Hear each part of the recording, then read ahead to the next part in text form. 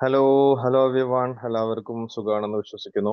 വിംബിൾ അക്കാദമിയുടെ കീഴിലായിട്ട് സംഘടിപ്പിക്കുന്ന വ്യത്യസ്തമായിട്ടുള്ള കോഴ്സുകളുടെയും വർക്ക്ഷോപ്പുകളുടെയും ഭാഗമായിട്ട് നമ്മൾ ദിനേനയെന്നോണം സംഘടിപ്പിക്കുന്ന സൗജന്യ വെബിനാറുകൾ, അതിൻ്റെ ഭാഗമായിട്ട് personality development, communication, public speaking തുടങ്ങിയിട്ടുള്ള സ്കിൽ ഡെവലപ്മെന്റുമായി ബന്ധപ്പെട്ടിട്ടുള്ള ഒരു വെബിനാറാണ് ഇന്ന് നമ്മൾ സംഘടിപ്പിച്ചിട്ടുള്ളത്. കഴിഞ്ഞ കുറച്ച് ആഴ്ചകളായി തന്നെ കമ്മ്യൂണിക്കേഷനുമായി ബന്ധപ്പെട്ട് കുറേയേറെ എപ്പിസോഡുകൾ നമ്മൾ നിർവഹിച്ചിട്ടുണ്ടായിരുന്നു. വ്യത്യസ്തമായിട്ടുള്ള മേഖലകളിൽ വർക്ക് ചെയ്യുന്ന പ്രൊഫഷണൽസിനെ സംബന്ധിച്ചിടത്തോളവും അതല്ലെങ്കിൽ സാധാരണ ഒരു മനുഷ്യനെ സംബന്ധിച്ചിടത്തോളം ഒക്കെ ആശയവിനിമയം എന്ന് പറയുന്നത് വളരെ പ്രധാനപ്പെട്ട ഒരു ഘടകമാണ്. സംസാരിക്കാൻ പഠിക്കുക, ഒരു ആശയം എങ്ങനെ അവതരിപ്പിക്കണം, ഒരു അഭിപ്രായം എങ്ങനെ പറയണം എന്നതൊക്കെ കൃത്യമായിട്ട് മനസ്സിലാക്കുക. അത് ഈവൻ ചൈൽഡ്ഹുഡ് മുതൽ നമ്മളൊരു വിദ്യാർത്ഥിയായിട്ട് പഠിക്കുന്നത് മുതൽ അവിടുന്ന് അങ്ങോട്ട് നമ്മളൊരു കരിയറിലേക്ക് വരുമ്പോഴും ഒരു കുടുംബമായിട്ടും സമൂഹവുമായിട്ടൊക്കെ ഇടപെടുന്ന സമയത്തൊക്കെ തീർച്ചയായിട്ടും ആശയവിനിമയം വളരെ ഒരു പ്രധാനപ്പെട്ട ഒരു റോള് നിർവഹിക്കുന്നുണ്ട്. തീർച്ചയായിട്ടും സംസാരിക്കാനുള്ള ഒരു കേപ്പബിലിറ്റി ഉണ്ടാകുമ്പോൾ നമ്മുടെ ഉള്ളിലുള്ള ഒരു കാര്യത്തെ എങ്ങനെ അവതരിപ്പിക്കണം, എങ്ങനെ മനോഹരമാക്കി അവതരിപ്പിക്കണം എന്നതൊക്കെ കൃത്യമായിട്ട് നമ്മൾ പഠിക്കുമ്പോൾ ഓട്ടോമാറ്റിക് ആയിട്ട് നമുക്കൊരു കോൺഫിഡൻസ് വരുന്നു, ഒരു ആത്മവിശ്വാസം വരുന്നു. പലപ്പോഴും കുട്ടികൾ വരെ ഇന്നത്തെ കാലത്ത് കുട്ടികളിൽ ഏറെക്കുറെ ആയിട്ട് ഇത്തരത്തിലുള്ള ഒരു സോഷ്യൽ സ്കിൽസ് അതല്ലെങ്കിൽ കമ്മ്യൂണിക്കേഷൻ സ്കില്ലിന്റെ ഒരു അഭാവം നമുക്ക് ഒരു പ്രയാസമായിട്ട് തന്നെ നമുക്ക് കാണാറുണ്ട്. മുതിർന്നവരിലും നമുക്കറിയാം, പലർക്കും നല്ല ക്വാളിഫിക്കേഷൻ ഉണ്ടാകും. പക്ഷേ ഒരു കാര്യം എങ്ങനെ അവതരിപ്പിക്കണം എന്ന് വരുന്നിടത്ത് പലപ്പോഴും നമ്മൾ സ്റ്റക്ക് ആവുന്നു എന്നുള്ളതാണ്. അപ്പൊ അതിനാവശ്യമായിട്ടുള്ള ട്രെയിനിങ് ആവശ്യമാണ്. ആവശ്യമായിട്ടുള്ള സ്കില്ല് തീർച്ചയായിട്ടും നമ്മൾ നേടിയെടുക്കേണ്ടതുണ്ട്. ഇത് നമുക്ക് കൃത്യമായിട്ടുള്ള പരിശീലനത്തിലൂടെ നമുക്ക് നേടിയെടുക്കാവുന്നതുമാണ്. അപ്പൊ ആ രീതിയിൽ തന്നെ കമ്മ്യൂണിക്കേഷന്റെ ഇമ്പോർട്ടൻസ് സമൂഹത്തിലേക്ക് കൊടുക്കുക. അതിലേക്ക് നമുക്കതിന് കഴിയുമെന്ന രീതിയിലേക്ക് അവരെ പ്രാപ്തമാക്കുക എന്നതൊക്കെയാണ് ഇത്തരത്തിലുള്ള വെബിനാറുകളുടെ സതുദ്ദേശം എന്ന് പറയുന്നത്. Effective communication in family, communication in children, sales തുടങ്ങിയിട്ടുള്ള വ്യത്യസ്തമായിട്ടുള്ള ഒരു 6-7 ടോപ്പിക്കുകൾ കഴിഞ്ഞ ആഴ്ചകളിൽ നമ്മൾ ഡിസ്കസ് ചെയ്തിട്ടുണ്ടായിരുന്നു. ഇന്ന് 10 പില്ലേഴ്സ് ഓഫ് എഫക്റ്റീവ് കമ്മ്യൂണിക്കേഷൻ എന്നുള്ള ഒരു ടോപ്പിക്കുമായി ബന്ധപ്പെട്ടിട്ടാണ് നമ്മൾ സംസാരിക്കുന്നത്. കമ്മ്യൂണിക്കേഷൻ കോച്ചായിട്ടുള്ള ജാസ്മിൻ മാം ആണ് ഈ ഒരു 10 പില്ലേഴ്സ് ഓഫ് എഫക്റ്റീവ് കമ്മ്യൂണിക്കേഷൻ എന്നുള്ള ഒരു ടോപ്പിക് നിങ്ങളിലേക്ക് അവതരിപ്പിക്കുക. മാമിന്റെ കീഴിലായിട്ട് കമ്മ്യൂണിക്കേഷൻ മാസ്റ്ററി എന്നുള്ള ഒരു കോഴ്സ് ഇപ്പോൾ നിലവിൽ നടന്നുകൊണ്ടിരിക്കുന്നുണ്ട്. അതിന്റെ ബാച്ചുകൾ ഇപ്പോൾ ഒരെണ്ണം കഴിഞ്ഞ് നിൽക്കുകയാണ്. അതിൽ പങ്കെടുത്ത ഒരുപാട് ആളുകൾക്ക് നേരത്തെ കോൺഫിഡൻസ് ഇല്ലാത്ത, സംസാരിക്കാൻ പറ്റാത്ത ഡോക്ടേഴ്സ് ഉൾപ്പെടെയുള്ള ആളുകളായിരുന്നു കഴിഞ്ഞ ബാച്ചുകളിൽ ഉണ്ടായിരുന്നത്. അവർക്ക് ആവശ്യമായിട്ടുള്ള കോൺഫിഡൻസ് കൊടുക്കുകയും അവർക്ക് സംസാരിക്കാനും ഇടപെടാനും ക്ലാസ്സുകൾ എടുക്കാനുമുള്ള ഒരു ആത്മവിശ്വാസത്തിലേക്ക് അവരെ എത്തിക്കാൻ മാമിന് കഴിഞ്ഞ കാലങ്ങളിൽ പറ്റിയിട്ടുണ്ട്. അതേപോലെ തന്നെ വെക്കേഷൻ സമയത്ത് കുട്ടികൾക്ക് ഒരു ലൈഫ് കോച്ചിങ് എന്നുള്ള ഒരു പ്രോഗ്രാമും മാമിന്റെ കീഴിലായിട്ട് പ്ലാൻ ചെയ്യുന്നുണ്ട്. അതിൽ കമ്മ്യൂണിക്കേഷൻ, അതേപോലെ തന്നെ social skills, public speaking skills, അതേപോലെ തന്നെ ഗോൾ സെറ്റിംഗ്, സെൽഫ് ഡിസിപ്ലിൻ തുടങ്ങിയിട്ടുള്ള ഒരു പാക്കേജ് ആയിട്ട് തന്നെ 2 മാസത്തെ ഒരു കോഴ്സിനാണ് നമ്മൾ ഏകദേശം രൂപകൽപ്പന ചെയ്തിട്ടുള്ളത്. അതിന്റെ ഇൻഫോർമേഷൻസ് വഴിയേ വരും. അപ്പോൾ ഇന്നത്തെ ഈ ഒരു പരിപാടിയിലേക്ക് എത്തിച്ചേർന്നിട്ടുള്ള പ്രിയപ്പെട്ട എല്ലാ ലേണേഴ്സിനും ഹൃദ്യമായിട്ടുള്ള സ്വാഗതം അറിയിക്കുകയാണ്. ജാസ്മിൻ മാം ട്രിവാൻഡ്രം സ്വദേശിയാണ്. അതേപോലെ തന്നെ ഫെയർവിങ്സ് സാനിറ്ററി നാപ്കിൻ എന്നുള്ള ഒരു കമ്പനിയിൽ അവിടുത്തെ കോർഡിനേറ്റർ ആയിട്ട് ഇപ്പോൾ ജോലി നിർവഹിച്ചു കൊണ്ടിരിക്കുന്നു. അതോടൊപ്പം തന്നെ ഇവിടെ കമ്മ്യൂണിക്കേഷൻ കോച്ചായിട്ട് പ്രവർത്തിക്കുന്നുണ്ട്. ഈ പിങ്ക് ജോബ് എന്ന് പറയുന്ന ഒരു കമ്പനിയിൽ ലേഡീസ് മാത്രമാണ് വർക്ക് ചെയ്യുന്നത്. അവിടെ ഏകദേശം 100-ലധികം വരുന്ന ലേഡീസിനെ എംപവർ ചെയ്തും അവരെ സംസാരിക്കാനും അവരുടെ സെയിൽസിൽ ഇമ്പ്രൂവ്മെന്റ് കൊണ്ടുവരുവാനൊക്കെ ജാസ്മിൻ മാം വളരെ മനോഹരമായിട്ടുള്ള പ്രവർത്തനങ്ങൾ നിർവഹിച്ചു വരുന്നു. അപ്പോൾ എന്തായിരുന്നാലും ജാസ്മിൻ മാമിന് ഈ ഒരു സെഷനിലേക്ക് ഹൃദ്യമായിട്ടുള്ള സ്വാഗതം അറിയിച്ചുകൊണ്ട് ഈ ഒരു സെഷൻ ലീഡ് ചെയ്യാൻ മാമിനെ വളരെ സ്നേഹത്തോടെ ഇൻവൈറ്റ് ചെയ്യുന്നു. Jasmine ma'am, please. Thank you, sir. Thank you very much. കഴിഞ്ഞ ക്ലാസ്സിൽ ഉണ്ടായിരുന്ന ആരെങ്കിലും ഉണ്ടോ? കഴിഞ്ഞ ക്ലാസ്സിൽ നമ്മൾ പറഞ്ഞത് ജസ്റ്റ് ഞാൻ പറഞ്ഞു പോവാം. നമ്മള് എന്തൊക്കെ അവോയ്ഡ് ചെയ്യണമെന്നാണ് പറഞ്ഞിരുന്നത് അല്ലേ? കമ്മ്യൂണിക്കേഷനിൽ നമ്മൾ അവോയ്ഡ് ചെയ്യേണ്ടുന്ന കാര്യങ്ങളെ കുറിച്ചാണ് കഴിഞ്ഞ ക്ലാസ്സിൽ നമ്മൾ ഡിസ്കസ് ചെയ്തത്. എന്നാൽ ഇന്ന് നമ്മൾ ഒരു 10 പില്ലേഴ്സ്, അതായത് ഒരു 10 ക്വാളിറ്റീസ്, ഇംപ്ലിമെന്റ് ചെയ്യേണ്ടുന്ന 10 ക്വാളിറ്റീസ്, ഈ പറയുന്ന കാര്യങ്ങളെല്ലാം അവോയ്ഡ് ചെയ്യുകയും ഈ പറയുന്ന കാര്യങ്ങളെല്ലാം ഇംപ്ലിമെന്റ് ചെയ്യേണ്ടവ ചെയ്യുകയും അതുപോലെ നമ്മൾ അവോയ്ഡ് ചെയ്യേണ്ടവ അവോയ്ഡ് ചെയ്തും നമ്മൾ മുന്നോട്ട് പോവുകയാണെങ്കിൽ, ഒരു പ്രാക്ടീസ് ചെയ്യുകയാണെങ്കിൽ നമുക്ക് നല്ല രീതിയിൽ ഒരു കമ്മ്യൂണിക്കേഷൻ, ഒരു പ്രോപ്പർ കമ്മ്യൂണിക്കേഷൻ, എഫക്റ്റീവ് ആയിട്ടൊരു കമ്മ്യൂണിക്കേഷൻ നമുക്ക് നടത്താനായിട്ട് പറ്റും. നല്ലൊരു കമ്മ്യൂണിക്കേഷൻ നമ്മൾ ഹൃദയത്തിന്റെ ഭാഷയിൽ സംസാരിക്കുമ്പോഴാണ്, ശരിക്കും പറഞ്ഞാൽ ഒരു എമ്പതിയോട് കൂടി നമ്മൾ സംസാരിക്കുമ്പോഴാണ് ശരിക്കും അവിടെ ഒരു എമ്പതറ്റിക് ലിസണറും അവിടെ സൃഷ്ടിക്കപ്പെടുന്നത്, അവിടെ ജനിക്കപ്പെടുന്നത്. അപ്പൊ ഈ പറയുന്ന കാര്യങ്ങളൊക്കെ നമുക്ക് ജസ്റ്റ് ഒന്ന് പറഞ്ഞു പോവാം. ഈ 10 പില്ലേഴ്സ് എന്തൊക്കെയാണെന്നുള്ളത്. ഈ പറയുന്ന കാര്യങ്ങളൊക്കെ നമ്മുടെ ലൈഫിലേക്ക് നമ്മൾ എന്ത് ചെയ്യുക, അപ്ലൈ ചെയ്യുക എന്നുള്ളതാണ്. നമ്മളെ സംസാരത്തിലേക്ക് കൊണ്ടുവരിക. പ്രത്യേകിച്ച് ഒരു പബ്ലിക് സ്പീക്കിംഗ് മേഖലയിൽ വർക്ക് ചെയ്യുന്ന ആൾ, അല്ലെങ്കിൽ ഇപ്പൊ ഈ പറഞ്ഞ പോലെ ഡോക്ടേഴ്സ് ആയാലും, ഈ അടുത്ത കാലത്ത് ഞാനൊരു വാർത്ത കണ്ടു. ഒരു ഡോക്ടർ ഒരു ഉമ്മയോട് നോമ്പ് എടുക്കുന്നതിന്റെ കാര്യങ്ങളെ പറ്റി പറഞ്ഞു. ആ ഡോക്ടർ മുസ്ലിം ഡോക്ടറാണ്. അപ്പൊ അതിന്റെ താഴെ ഒരു കമന്റ് വന്നിരിക്കുന്നതെന്ന് വെച്ചാൽ, നിങ്ങൾക്ക് നോമ്പിനെ കുറിച്ച് എന്തറിയാം, എന്ത് അറിഞ്ഞിട്ടാണ് നിങ്ങൾ പറയുന്നതെന്ന്. അപ്പൊ ആ മുസ്ലിമായ ഡോക്ടർ സാർ എന്ത് ചെയ്തു, ഒരു ഖുറാൻ വചനം ഇട്ടിട്ട് അതിന്റെ അർത്ഥം അതിൽ എഴുതി എഴുതി ഇങ്ങനെ കാണിച്ചു കൊടുത്തോണ്ട്, അദ്ദേഹം ഒന്നും വാ കൊണ്ടൊന്നും പറയുന്നില്ല, പകരം അതിങ്ങനെ കേൾപ്പിച്ചു കൊടുക്കുകയാണ് ചെയ്തത്. അതിന്റെ അർത്ഥം മലയാളത്തിൽ എഴുതി കാണിക്കുകയും ചെയ്തു. സത്യം പറഞ്ഞാൽ ഈ ചോദിച്ച ആൾക്ക് അറിയുന്നതിനേക്കാൾ കൂടുതലായിട്ട് ഈ ഡോക്ടർക്ക് ചിലപ്പോൾ ആ ഒരു കാര്യത്തിൽ മനസ്സിലായിട്ടുണ്ടായിരിക്കണം. അതുകൊണ്ടാണ് അദ്ദേഹം അത്ര വ്യക്തമായി തന്നെ അത് പറഞ്ഞത്. അപ്പൊ ഏതൊരു മേഖലയിൽ നിൽക്കുന്ന ആൾക്കാർക്കായാലും നമ്മൾ പറയുന്ന കാര്യങ്ങളിൽ സത്യസന്ധത പുലർത്തുകയും ഈ പറയുന്ന കാര്യങ്ങളൊക്കെ കൊണ്ടുവരേണ്ടതാണ്. പ്രത്യേകിച്ച് സമൂഹത്തിൽ നമ്മൾ ഒരു നല്ലൊരു പൊസിഷനിൽ ഇരിക്കുന്ന ആൾക്കാർ, അല്ലെങ്കിൽ എന്ത് ചെയ്യാം, എല്ലാ മേഖലയിലും ഇരിക്കുന്ന സാധാരണ വീട്ടമ്മമാരാണെങ്കിൽ ഈ പറഞ്ഞ കാര്യങ്ങൾ കൊണ്ടുവരിക, എന്നാൽ മാത്രമേ നമുക്ക് അവരോട് ശരിക്കും സംസാരിച്ചിരിക്കാൻ ഒരു വൈബ് തോന്നുള്ളൂ. ചില ആൾക്കാർ പറയില്ലേ, അവരടുത്ത് സംസാരിക്കുമ്പോൾ ഒരു പോസിറ്റീവ് വൈബ് നമുക്ക് ഫീൽ ചെയ്യാറുണ്ട് എന്ന് പറയാം. അതേസമയം ചില ആൾക്കാർ വന്നാൽ അവരൊന്ന് പോയി കിട്ടിയെങ്കിൽ എന്നും നമുക്ക് തോന്നാറുണ്ട്. എന്തുകൊണ്ടാണ്? ഇതെല്ലാം നമ്മുടെ ആ ഒരു സംസാരത്തിൽ വരുന്ന പിഴവുകൾ കൊണ്ടാണ്. അപ്പൊ അത് നമുക്ക് ആ ഒരു 10 പില്ലേഴ്സ് ജസ്റ്റ് ഒന്ന് പറഞ്ഞു പോകാം. അത്ര വലിയ സംഭവങ്ങളൊന്നും അല്ല, ചെറിയ ചെറിയ സംഭവങ്ങളാണ്. ഇതൊക്കെ തന്നെ ഇംപ്ലിമെന്റ് ചെയ്താൽ മതി. 80-20 റൂൾസ് ഒക്കെ നിങ്ങൾക്ക് അറിയാമല്ലോ. അപ്പൊ അത് ചെറുതായിട്ട് കൊണ്ടുവരിക, ഇംപ്ലിമെന്റ് ചെയ്യുക, അത് വലുതാക്കി വലുതാക്കി എടുക്കുക എന്നുള്ളതാണ്. ഈ പറഞ്ഞ പോലെ, സാറ് പറഞ്ഞ പോലെ, ഞാൻ ഈ നാപ്കിൻ കമ്പനിയിലെ ലേഡീസിനൊക്കെ ക്ലാസ്സുകൾ കൊടുത്താണ് ഞാൻ ശരിക്കും ഒരു കമ്മ്യൂണിക്കേഷൻ കോച്ച് എന്ന ലെവലിലേക്ക് ഞാൻ എത്തിയത്. പെട്ടെന്ന് ഒരു ദിവസം കൊണ്ടല്ല, 1.5 വർഷത്തോളം അതിനകത്ത് ലേഡീസിന് ക്ലാസ്സുകൾ കൊടുത്ത് എന്റെ സംസാരവും എന്റെ ബോഡി ലാംഗ്വേജും അതുപോലെ ഐ കോണ്ടാക്ട് എങ്ങനെ മെയിൻറ്റെയിൻ ചെയ്യണം, ഇതെല്ലാം ഇവരെ ക്ലാസ്സുകൾ കൊടുത്താണ് ഞാൻ പഠിച്ചത്. ഇവർക്ക് ക്ലാസ്സുകൾ കൊടുത്തുകൊണ്ടാണ് ഞാൻ പഠിച്ചത്. അപ്പൊ അവിടെ ജോലി ചെയ്യുന്നതിനോടൊപ്പം എനിക്ക് അവരിലൂടെ ഞാൻ പലതും പഠിക്കുകയായിരുന്നു. ആ 1.5 വർഷത്തെ ആ ഒരു പ്രയത്നം, ആ 1.5 വർഷം റെഗുലറായിട്ട് ക്ലാസ്സുകൾ എടുത്തു പോകുന്നത്.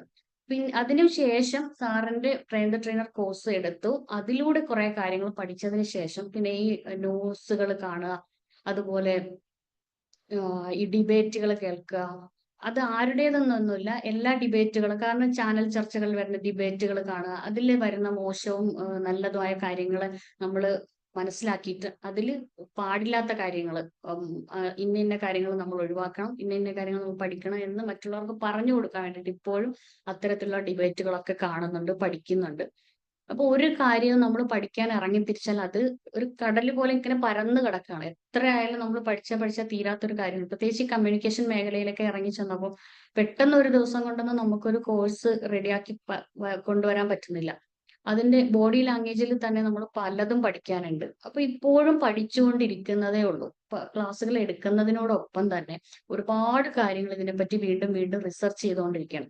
ഇപ്പോ നേരത്തെ എടുത്തതിനേക്കാൾ പുതുതായിട്ട് എന്ത് കൊടുക്കാൻ പറ്റും എന്നുള്ളത് ഈ ഒരു കാര്യത്തിൽ ഇപ്പോഴും ഒരു റിസർച്ച് മൈൻഡ് സെറ്റിലേക്ക് മുന്നോട്ട് പൊയ്ക്കൊണ്ടിരിക്കുകയാണ്. അതായത് ഇവിടെ ഇപ്പോഴും നമ്മളൊരു കുട്ടിയാണ് എന്നുള്ളതാണ് സാരം. അപ്പൊ ഈ പഠനം അത് ഒരിക്കലും അവസാനിക്കുന്നില്ല. ഇതൊക്കെ നമ്മളെ ലൈഫിലേക്ക് നമ്മൾ ഇംപ്ലിമെന്റ് ചെയ്ത് പഠിച്ച് മുന്നോട്ട് പോകുമ്പോഴാണ് ശരിക്ക് ഏതൊരു മേഖലയിൽ ഉള്ള ആളായാലും നമുക്ക് കുറെ കൂടി നല്ല രീതിയിൽ മറ്റുള്ളവരോട് സംസാരിക്കാനായിട്ട് സാധിക്കുകയുള്ളൂ. ഞാനൊരു നാട്ടിൻപുറത്ത് ജനിച്ച് ജീവിച്ച ഒരു വ്യക്തി ആയതുകൊണ്ട് തന്നെ പ്രത്യേകിച്ചും തിരുവനന്തപുരം സ്ലാങ് നിങ്ങൾക്ക് അറിയാം. കുറച്ചൊക്കെ ആ ഒരു സ്ലാങ് നമ്മുടെ ലൈഫിലേക്ക്, നമ്മുടെ സംസാരത്തിൽ വന്നിട്ടുണ്ട്. അപ്പോൾ അതൊക്കെ മാറ്റാനായിട്ട് കഴിഞ്ഞതൊക്കെ ഈ വായന, ഉറക്കെയുള്ള വായനയിലൂടെ അങ്ങനെ ഒരുപാട് കാര്യങ്ങൾ ലൈഫിലേക്ക് കൊണ്ടുവന്നത് കൊണ്ടാണ്. അത് കണ്ടിന്യൂസ് ആയിട്ട് ഒരു ഡിസിപ്ലിൻഡ് ആയിട്ട് പോയത് കൊണ്ടാണ് ഇന്ന് ഈ കാണുന്ന ഒരു കമ്മ്യൂണിക്കേഷൻ കോച്ച് എന്ന് പറയുന്ന ഒരാൾ നിങ്ങളുടെ മുന്നിൽ ഇരിക്കുന്നത്. അപ്പോൾ അത് നമുക്ക് എങ്ങനെയൊക്കെയാണ്, എന്തൊക്കെയാണ് നമ്മുടെ ലൈഫിലേക്ക് അത് ഇംപ്ലിമെന്റ് ചെയ്യേണ്ടതെന്നുള്ളത് നമുക്കൊന്ന് പറഞ്ഞു പോകാം. ഒന്നാമത്തെ കാര്യം എന്ന് പറയുന്നത് ക്രെഡിബിലിറ്റി. കേൾക്കുന്നുണ്ടല്ലോ അല്ലേ? നിങ്ങളെല്ലാം ഇവിടെ തന്നെ ഉണ്ടല്ലോ? Okay okay.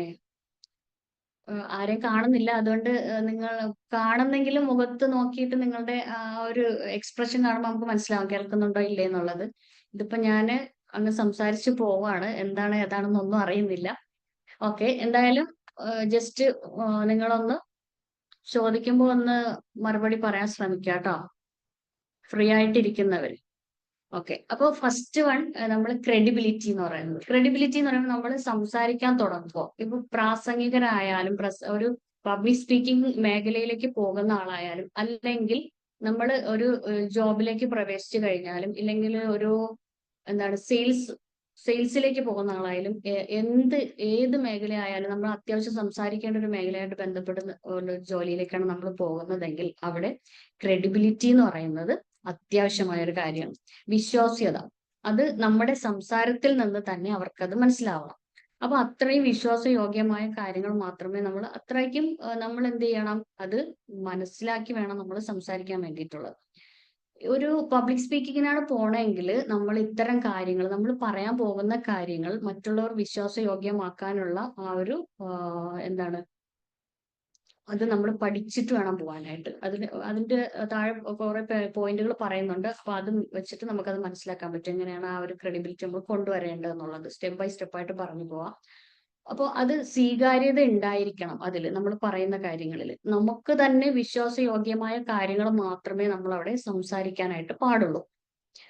കുട്ടികളോടായാലും പ്രത്യേകിച്ച് നമ്മൾ ഇപ്പൊ പബ്ലിക് സ്പീക്കിംഗ് മേഖലയിൽ കൊച്ചുകുട്ടികളുടെ സ്കൂളുകളിലൊക്കെ ഗസ്റ്റ് ആയിട്ട് പോകുന്ന സമയത്ത് അത് കൂടുതൽ കുട്ടികളെ ഇമ്പാക്ട് ചെയ്യും നമ്മുടെ സംസാരങ്ങളൊക്കെ.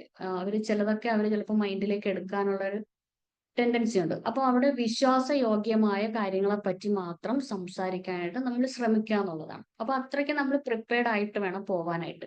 അപ്പൊ ഫസ്റ്റ് വൺ ക്രെഡിബിലിറ്റി. പിന്നെ നിങ്ങൾക്ക് ഇത് ലാസ്റ്റിൽ വേണമെങ്കിൽ ഈ പറയുന്ന പോയിന്റുകൾ ഒന്ന് എഴുതി എടുത്തിട്ട് നിങ്ങൾക്ക് തന്നെ ഇവിടെ ഒന്ന് പറയാൻ ശ്രമിക്കാം. അത്യാവശ്യം സംസാരിക്കാനൊക്കെ ബുദ്ധിമുട്ടുള്ളവർക്ക് ഒരു 10 മിനിറ്റ് നമുക്ക് ലാസ്റ്റിൽ ഒന്ന് സംസാരിക്കാനുള്ള ഒരു ഓപ്പർച്യൂണിറ്റി കൂടി തരാം. കാരണം ഇവിടെ ഇപ്പൊ എന്നെ മാത്രമല്ലേ നിങ്ങൾ കാണുന്നുള്ളൂ. അപ്പൊ നിങ്ങൾക്ക് ക്യാമറ ഓൺ ആക്കണമെന്നില്ല. സംസാരിച്ച് നിങ്ങൾക്ക് ഇവിടെ പ്രാക്ടീസ് ചെയ്യാൻ ഒരു ചെറിയൊരു അവസരം കൂടി തരാം. അപ്പൊ ഫസ്റ്റ് വൺ ക്രെഡിബിലിറ്റി ആണ്. എന്താണ് ക്രെഡിബിലിറ്റി? അത് നമ്മൾ പറഞ്ഞു കഴിഞ്ഞു. നെക്സ്റ്റ് വരുന്നത് ക്ലാരിറ്റി. ക്ലാരിറ്റി എന്ന് പറയുമ്പോൾ നമ്മൾ ഒരു കാര്യത്തെ കുറിച്ച് പറയുമ്പോൾ അതിന് വ്യക്തത വേണം. നമ്മൾ ഏത് ടോപ്പിക്കിനെ കുറിച്ചാണോ പറയുന്നത് അവിടെ ആ ഒരു ടോപ്പിക്കിനെ കുറിച്ച് കറക്റ്റ് നമുക്ക് തന്നെ നമ്മൾ തന്നെ ആ ഒരു ക്ലാരിറ്റി മനസ്സിലാക്കിയതിന് ശേഷം വേണം സംസാരിക്കാനായിട്ട് പോകാൻ. അപ്പൊ ഈ ക്ലാരിറ്റി കൊണ്ടുവരാൻ വേണ്ടിയിട്ട് നമുക്ക് എന്ത് ചെയ്യാൻ പറ്റും? വളരെയധികം സിമ്പിൾ ആയിട്ടുള്ള, വളരെ ലളിതമായിട്ടുള്ള ഭാഷകൾ നമുക്ക് യൂസ് ചെയ്യാം. ഇപ്പൊ ഇംഗ്ലീഷ് സംസാരിക്കുന്ന ആൾക്കാരാണെങ്കിൽ അഡ്വാൻസ്ഡ് ആയിട്ടുള്ള വൊക്കാബുലറീസിലേക്കൊന്നും പോവാതെ വളരെ സിമ്പിൾ ആയിട്ട് നമുക്കിവിടെ സംസാരിച്ചു പോകാനായിട്ട് പറ്റും. അതുപോലെ മലയാളം ആണെങ്കിലും അതുപോലെ തന്നെ വലിയ വലിയ വാക്കുകളൊക്കെ എടുത്തിട്ട് അപ്പൊ നന്നായിട്ട് സംസാരിക്കുന്നുണ്ടല്ലോ എന്നിങ്ങനെ പറയുന്നതിനപ്പുറത്തേക്ക് അടിപൊളി പ്രസംഗം എന്ന് പറയുന്നതിനകത്ത് എന്ത് മനസ്സിലായി എന്ന് ചോദിക്കുമ്പോൾ ഒന്നും മനസ്സിലായില്ല, പക്ഷെ നല്ല അടിപൊളി വാക്കുകളൊക്കെയാണ് ഉച്ചരിച്ചത്, പറഞ്ഞത് എന്ന് പറയുന്നതിനപ്പുറത്തേക്ക് ആ പറഞ്ഞ കാര്യങ്ങൾ ആ ഓഡിയൻസ് മനസ്സിലാക്കി പോകുമ്പോഴാണ് ശരിക്കും അതുകൊണ്ട് നമുക്കൊരു ഉപയോഗം ഉണ്ടാവും. ഇത് പബ്ലിക് സ്പീക്കിംഗ് മേഖലയിൽ മാത്രമല്ല, ഈ വ്യക്തത ഇല്ലാത്തത് കൊണ്ട് ഫാമിലി ലൈഫിൽ പോലും പലപ്പോഴും പ്രശ്നങ്ങൾ ഉണ്ടാവാറുണ്ട്. അപ്പോൾ ഈ ക്ലാരിറ്റി അത് നമുക്ക് അത്യാവശ്യമാണ്. ഈ രണ്ട് വ്യക്തികൾ തമ്മിലാകാം, അല്ലെങ്കിൽ ഒരു സമൂഹത്തിനോട് സംസാരിക്കുന്നതാകാം, അല്ലെങ്കിൽ ഒരു ന്യൂസ് വായിക്കുന്നതാവാം, എന്തോ ആയിക്കോട്ടെ അതിൽ പ്രത്യേകിച്ച് ക്ലാരിറ്റി നമ്മൾ കൊണ്ടുവന്നിരിക്കണം. അപ്പോൾ ഫസ്റ്റ് ക്രെഡിബിലിറ്റി, രണ്ടാമത്തത് ക്ലാരിറ്റി. അപ്പൊ ഈ വ്യക്തത വേണം നമ്മൾ സംസാരിക്കുമ്പോൾ, ഇല്ലെങ്കിൽ അടുത്തിരിക്കുന്ന ആളിന് ഒന്നും മനസ്സിലാവില്ല. എന്താ ഇത്രയും നേരം നമ്മൾ കേട്ടോണ്ടിരുന്നത് എന്ന് വിചാരിച്ചാൽ അറിയില്ല, അവരെന്തൊക്കെയോ പറഞ്ഞു നമ്മൾ എന്തൊക്കെയോ കേട്ടു എന്നുള്ള ഒരു ഇതിൽ പോകും. അപ്പൊ അതുപോലെ അവിടെ ജാർഗണുകൾ ജാർഗൺ എന്ന് പറഞ്ഞാൽ ടെക്നിക്കൽ ടേംസുകളൊക്കെ ഒഴിവാക്കുക, മാക്സിമം ഒഴിവാക്കുക എന്നുള്ളതാണ്. ഇപ്പോ മെഡിക്കൽ ഫീൽഡിൽ പോകുമ്പോൾ അവർക്ക് കുറെ ടെക്നിക്കൽ ടേംസ് ഉണ്ട്. പിന്നെ ഇപ്പോഴത്തെ കൊച്ചു കുട്ടികൾ, ഞാൻ തന്നെ പഠിപ്പിക്കാൻ പോയപ്പോൾ കുറച്ച് മുതിർന്ന കുട്ടികളുണ്ട്, +2 പഠിക്കുന്ന കുട്ടികളുണ്ട്. അപ്പൊ +2 പഠിക്കുന്ന കുട്ടികളുടെ വായിൽ എപ്പോഴും ഈ പുതിയ പുതിയ ന്യൂജൻ ടെക്നിക്കൽ ടേംസ്, ന്യൂജൻ വാക്കുകൾ ഇങ്ങനെ വന്നുകൊണ്ടേയിരിക്കും. അവരിങ്ങനെ ഓരോന്നിങ്ങനെ പറഞ്ഞുകൊണ്ടേയിരിക്കും. അപ്പൊ അത് നമുക്കത് ഉൾക്കൊള്ളാൻ കഴിയില്ലെങ്കിലും നമ്മൾ അവരുമായിട്ട് ലയിച്ചു ചേരാൻ വേണ്ടി, അവരുമായിട്ടൊരു ബോണ്ടിങ് സൃഷ്ടിക്കാൻ വേണ്ടി നമ്മളും അത് പറഞ്ഞു തുടങ്ങി എന്നുള്ളതാണ്. അപ്പൊ ആ ഒരു ടെക്നിക്കൽ ടേംസ് നമ്മൾ എവിടെയും ഒഴിവാക്കുക. പിന്നെ കുട്ടികൾ പറയുന്നെങ്കിൽ അവർക്കൊപ്പം നിന്നിട്ട് എങ്ങനെയുണ്ട് ക്ലാസ്, പൊളിയായിരുന്നു എന്നൊക്കെ. ഇപ്പോ അങ്ങനെ പറയും, പൊളി എന്നുള്ള വാക്ക്. അപ്പൊ അതൊക്കെ അവരെ ഇംപ്രസ് ചെയ്യിക്കാൻ വേണ്ടിയിട്ട് അങ്ങനെ കുറച്ച് കാര്യങ്ങൾ നമുക്ക് പറയാം എന്നുള്ളതല്ലാതെ ഇത്തരം ജാർഗണുകൾ, ഇത്തരം ടെക്നിക്കൽ ടേംസ് നമ്മൾ പരമാവധി ഒഴിവാക്കുക. വളരെ ലളിതമായ ഭാഷ കൊണ്ടുവരിക എന്നുള്ളതാണ്. പിന്നെ വരുന്നത് കോൺഫിഡൻസ്. കോൺഫിഡൻസ് നമുക്ക് ഉണ്ടായിരിക്കണം. നമ്മുടെ സംസാരത്തിലും നമ്മുടെ ആറ്റിറ്റ്യൂഡിലും നമുക്കൊരു കോൺഫിഡന്റ് ഉണ്ട് എന്നുള്ളത് നമ്മുടെ മുന്നിലിരിക്കുന്ന ഓഡിയൻസിന് തോന്നണം. അല്ലാതെ പേടിച്ചരണ്ട് സംസാരിക്കുമ്പോഴത്തേക്ക് അവർക്ക് തന്നെ ഒരു ബുദ്ധിമുട്ട് തോന്നും. പിന്നെ നമ്മൾ മത്സരത്തിലേക്ക് പോകുമ്പോൾ നമ്മുടെ മുഖത്തുണ്ടാകുന്ന ഭയം അവര് അത് പെട്ടെന്ന് ക്യാച്ച് ചെയ്യുകയാണെന്നുണ്ടെങ്കിൽ അവിടെ നമുക്ക് മാർക്ക് കുറയാനുള്ള സാധ്യതയും കൂടുതലാണ്. അപ്പൊ ഇവിടെ നമുക്ക് കോൺഫിഡൻസ് കൂട്ടാൻ വേണ്ടിയിട്ട് ഐ കോണ്ടാക്ട് മെയിൻറ്റെയിൻ ചെയ്യാം, ഒന്ന്. പിന്നെ നമ്മുടെ ഡ്രസ്സിങ് സ്റ്റൈല്, നമ്മുടെ ഡ്രസ്സ് എങ്ങനെയാണോ നമ്മൾ പുറത്തേക്കൊക്കെ പോകുന്നത്, അത്യാവശ്യം നന്നായിട്ട് ഭയങ്കര മേക്കപ്പ് ഇട്ട് പോകണമെന്നല്ല, നല്ല വെൽ ലുക്കിങ്ങിൽ പോവുക, നല്ല വെൽ ഡ്രസ്ഡ് ആയിരിക്കുക. അത്യാവശ്യം കാണുമ്പോൾ, ഇപ്പൊ നമ്മളൊരു കല്യാണത്തിന് പോകുന്നതും അതേസമയം നമ്മളൊരു ക്ലാസ് എടുക്കാൻ പോകുന്നതും രണ്ടും രണ്ട് രീതിയിലാണ് അല്ലെ. പക്ഷെ പുരുഷന്മാരെ സംബന്ധിച്ച് എപ്പോഴും അവർ ലളിതമായ ഒരു വേഷവിധാനമായിരിക്കും. അതേസമയം സ്ത്രീകൾ ഇപ്പൊ കല്യാണത്തിന് പോകുമ്പോൾ ഒരു പട്ടുസാരിയൊക്കെ എടുത്ത് ചുറ്റി കുറെ ഡ്രസ്സ്, ആഭരണങ്ങളൊക്കെ ഇട്ട് അങ്ങനെയൊക്കെ ആയിരിക്കും പോകുന്നത്. ആ രീതിയിലായിരിക്കും ഒരു സ്റ്റേജിലേക്ക് നമ്മൾ കയറി പോവുക, ക്ലാസ് എടുക്കാൻ, അല്ലെങ്കിൽ ഒരു സ്കൂളിലേക്ക് പോവുക, ഒരിക്കലും അല്ല. അപ്പൊ അവിടെ നമ്മുടെ ഡ്രസ്സിങ് സ്റ്റൈല് നമ്മൾ ശ്രദ്ധിക്കാം. പിന്നെ നമ്മൾ ക്ലാസ് എടുക്കുന്നതിന് മുന്നേ ആയിട്ട് നമ്മൾ ജസ്റ്റ് ഒന്നുകിൽ മിറർ പ്രാക്ടീസ്, അല്ലെങ്കിൽ ഏതെങ്കിലും ഒരു ഭാഗത്തിരുന്നിട്ട് നമ്മൾ എന്ത് ചെയ്യാം, അത് ഒന്നും കൂടി റിവൈസ് ചെയ്യുക, ഒന്നും കൂടി പറഞ്ഞു നോക്കുക, പറഞ്ഞ് പ്രാക്ടീസ് ചെയ്തതിന് ശേഷം നമ്മൾ പോവുക എന്നുള്ളതാണ്. ഇപ്പൊ തന്നെ ഈ ക്ലാസ്സുകൾ എടുക്കുന്നതിന് മുന്നേ തന്നെ ഇവിടെ ഞാനിത് പ്രാക്ടീസ് ചെയ്തതിന് ശേഷമാണ് ക്ലാസ്സുകൾ എടുക്കുന്നത്. കാരണം ഒന്നാമത്തെ കാര്യം നമുക്ക് കോൺഫിഡന്റ് വരണം. രണ്ടാമത് നമ്മള് സംസാരിക്കുമ്പോൾ അബദ്ധങ്ങൾ വന്നു പോകാൻ പാടില്ല. അതുകൊണ്ട് തന്നെ നമ്മൾ എന്ത് ചെയ്യാം, ഒന്ന് പ്രാക്ടീസ് ചെയ്യുക. അത് ചെയ്തതിന് ശേഷം വന്നിരിക്കുമ്പോൾ നമുക്ക് സ്വാഭാവികമായും സ്വയം നമ്മളെ കുറിച്ച് മറ്റുള്ളവർക്ക് കോൺഫിഡന്റ് തോന്നുന്നതിന് മുമ്പേ നമുക്ക് നമ്മളെ കുറിച്ചൊരു കോൺഫിഡന്റ് പൂർണ്ണമായി നമുക്ക് ഉണ്ടായിരിക്കും. എന്നാൽ മാത്രമേ അത് മറ്റുള്ളവരിലേക്ക് അത് തോന്നിപ്പിക്കാൻ നമുക്ക് സാധിക്കുള്ളൂ. അപ്പൊ ഫസ്റ്റ് വൺ ക്രെഡിബിലിറ്റി, സെക്കൻഡ് നമ്മൾ എന്താണ് ക്ലാരിറ്റിയോടുകൂടി സംസാരിക്കുക, പിന്നെ വരുന്നത് കോൺഫിഡന്റ് ആയിട്ട് സംസാരിക്കുക. നെക്സ്റ്റ് വരുന്നത് പാഷൻ.